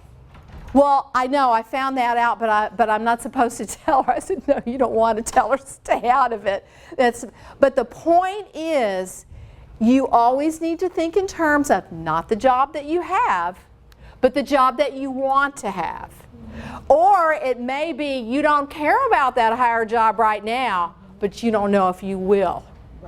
So you behave professionally, whether everybody is fun and you're all friends, it's important. Very, very important. So that's my lecture on how important professional behavior at all times is in the workplace. That's the behavior piece of it. Now let's talk about the close part. Okay. And that's, to me, on this part about a mistake, that's a mistake. Yelling at people that you work with or talking trash about them, even to their face. I mean, I don't think she's the least bit quiet about it. So, but it interfered with her ability to get that job. And my comment was, the boss's boss needs to tell her that so she can fix it. Because it's fixable. It's fixable. Now, let's talk about dress. Now, if you look, and you probably have more material here than you really even want on professional dress, but let's talk about it. There are really, and you have this material, and there's lots of things that are out there that have to do with this. There are really three kinds of business casual. And what you have to do is you have to look around the office and you have to see not just who my coworkers are, but how does the person that's a level above me dress? Because if that's who you want to aspire to be like. I did work at a very major employer in Houston. And there was a woman that she was on the same level with 2 or 3 other people. And she didn't dress badly. Well, yeah, she kind of did. But she didn't, she actually worked for her. I mean, I was a consultant. But she didn't dress in a professional manner. You know, she was good, she got along with everybody, but she really didn't dress. She looked like she was dressing to go to Whole Foods to do her grocery shopping. And believe me, in an organization like this, I mean, those realtors, because realtors in my neighborhood, realtors in yours, they dress, right? They drive fine cars usually. They're not going to put a potential client in a crummy car with Kleenexes all in the back. I mean, they're just not going to do that. So they're looking around and they see how everybody looks. Look, remember, it takes 2 years to break a bad impression. So you want to start off making a good impression. Now, let's talk about basic business casual. The difference is basic business casual is composed of really 2 pieces. It's a top and a bottom, if you will. So that would be not probably jeans. I'm looking at your manual and I didn't see jeans in there. Are jeans okay? We do special things throughout the year. So if you contribute to the PAC, then Tree PAC. So it's a special thing. It's, you know, in some companies, Friday, do you do it on Friday? A lot of companies do on Friday. Okay, okay. So, but the typical dress is 2 pieces, and you can look in all this detail. I'm not going to go over. It's usually non-jean bottom for men and women, or a skirt, and some kind of a non-revealing if you're a woman. I can't imagine guys revealing. I mean, I don't know. If you want to unbutton your your shirt down here, that probably wouldn't be cool. But anyway, so it's 2 pieces. It's 2 pieces. Okay, now, what did you say? Nathan, I see you turning red. What did you just say? I'll unbutton 4 buttons. Okay, all right, okay. Standard business casual, and you know, a lot of times people don't cover this with their family members, so I'm covering it just to make sure, because my children got more in this than they ever wanted to get. And then standard business casual, okay, that's basic. Standard is say 3 pieces. So, but it may be something like a top, and not necessarily a jacket, but maybe a sweater and some sort of pants like that. Sweater, skirt. For men, you probably don't want to wear your skirts, but some kind of pants, you know, that kind of thing. And so that would be your standard business casual. You have a lot of this you can read. And then executive business casual, and I guarantee you that most of the realtors that are going to come in here, and I saw the board, they definitely follow this. The executive business casual is 3 pieces. A jacket is a must. You have to do a jacket. Okay. I would highly recommend to those of you that don't think these rules are important, they are. They are. And particularly you are in an industry where how you look is a big chunk of whether you sell a house or not. So these are all things to be concerned about in this environment. But I did notice, particularly on, everybody knows on board days or when you have visitors, that even if you're in member services, that if you come down to the lobby at all, you know, that even when you walk out of the building, you need to kind of look okay, right? Anybody want to add to this? I think especially in member services, because the members are the ones that see us the most. So I mean, I think you need to come here with your hair done, appropriate skirts, appropriate shirts. Right. You know, look presentable. I would agree. Yeah. I would agree that those things are all important. Anybody want to add? Hygiene too. Yes, hygiene is huge. As an HR person, I can't. Those are probably for managers, as well as for HR people. Based on my experience, the most difficult conversations to have. I mean, I always tell the staff that work Yes. with me, they're out in front of the members.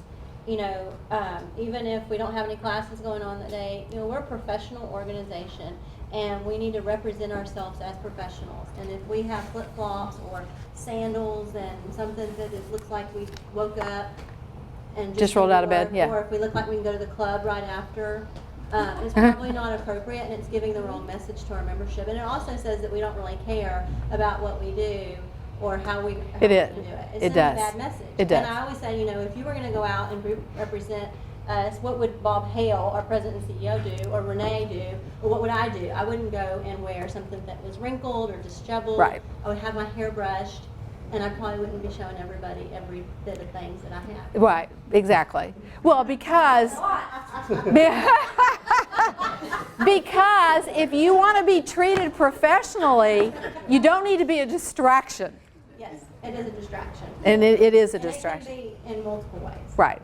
So again, going back to, I'm going to reinforce this, you don't care about this stuff until you do.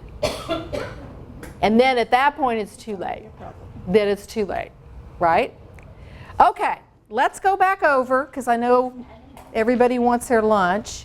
Let's talk about what we've gone over, and I want you to think about what you take away from here, and I may call in a few people, that you'll go back and use, all right?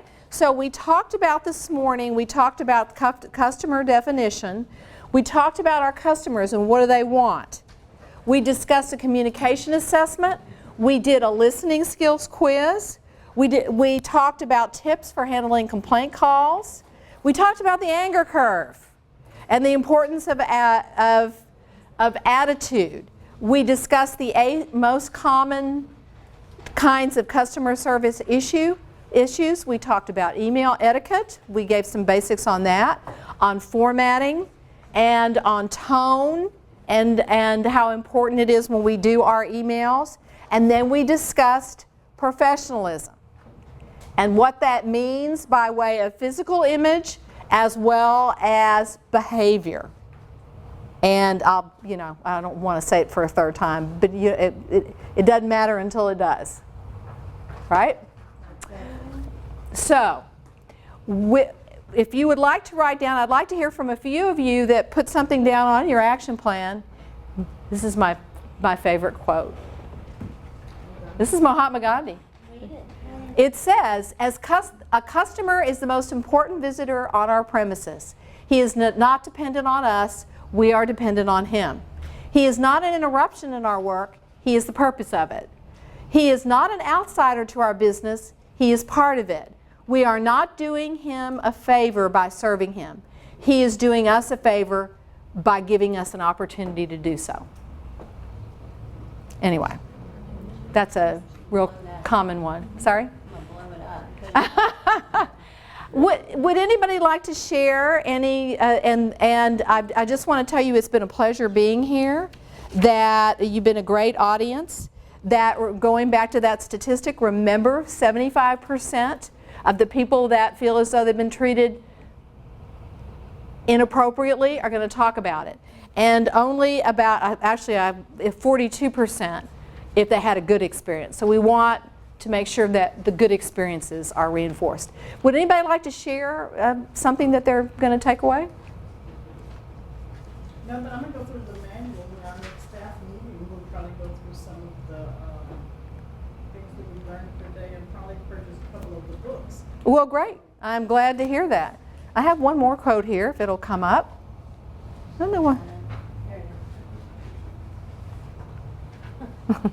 That one. I like that one. Okay, so we talked about, anybody have anything else? Yes, Patrick. So it's kind of more of a, note to self. Focus more on the member in person or on the phone especially at all times. And don't create those distractions for yourselves so that, you can reduce your burden. Okay, great. Anybody else? Have time for maybe one more? I think a really good one is just the whole listening piece, listening to what the members want, and I think that's something that we all know, but it's good reinforcement. Yeah, reinforcement. Okay. Remember that you need to listen to them and what they want, and it just makes the whole process so much easier. Right.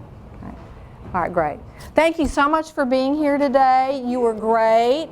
I know that lunch is available, right? Do you want to?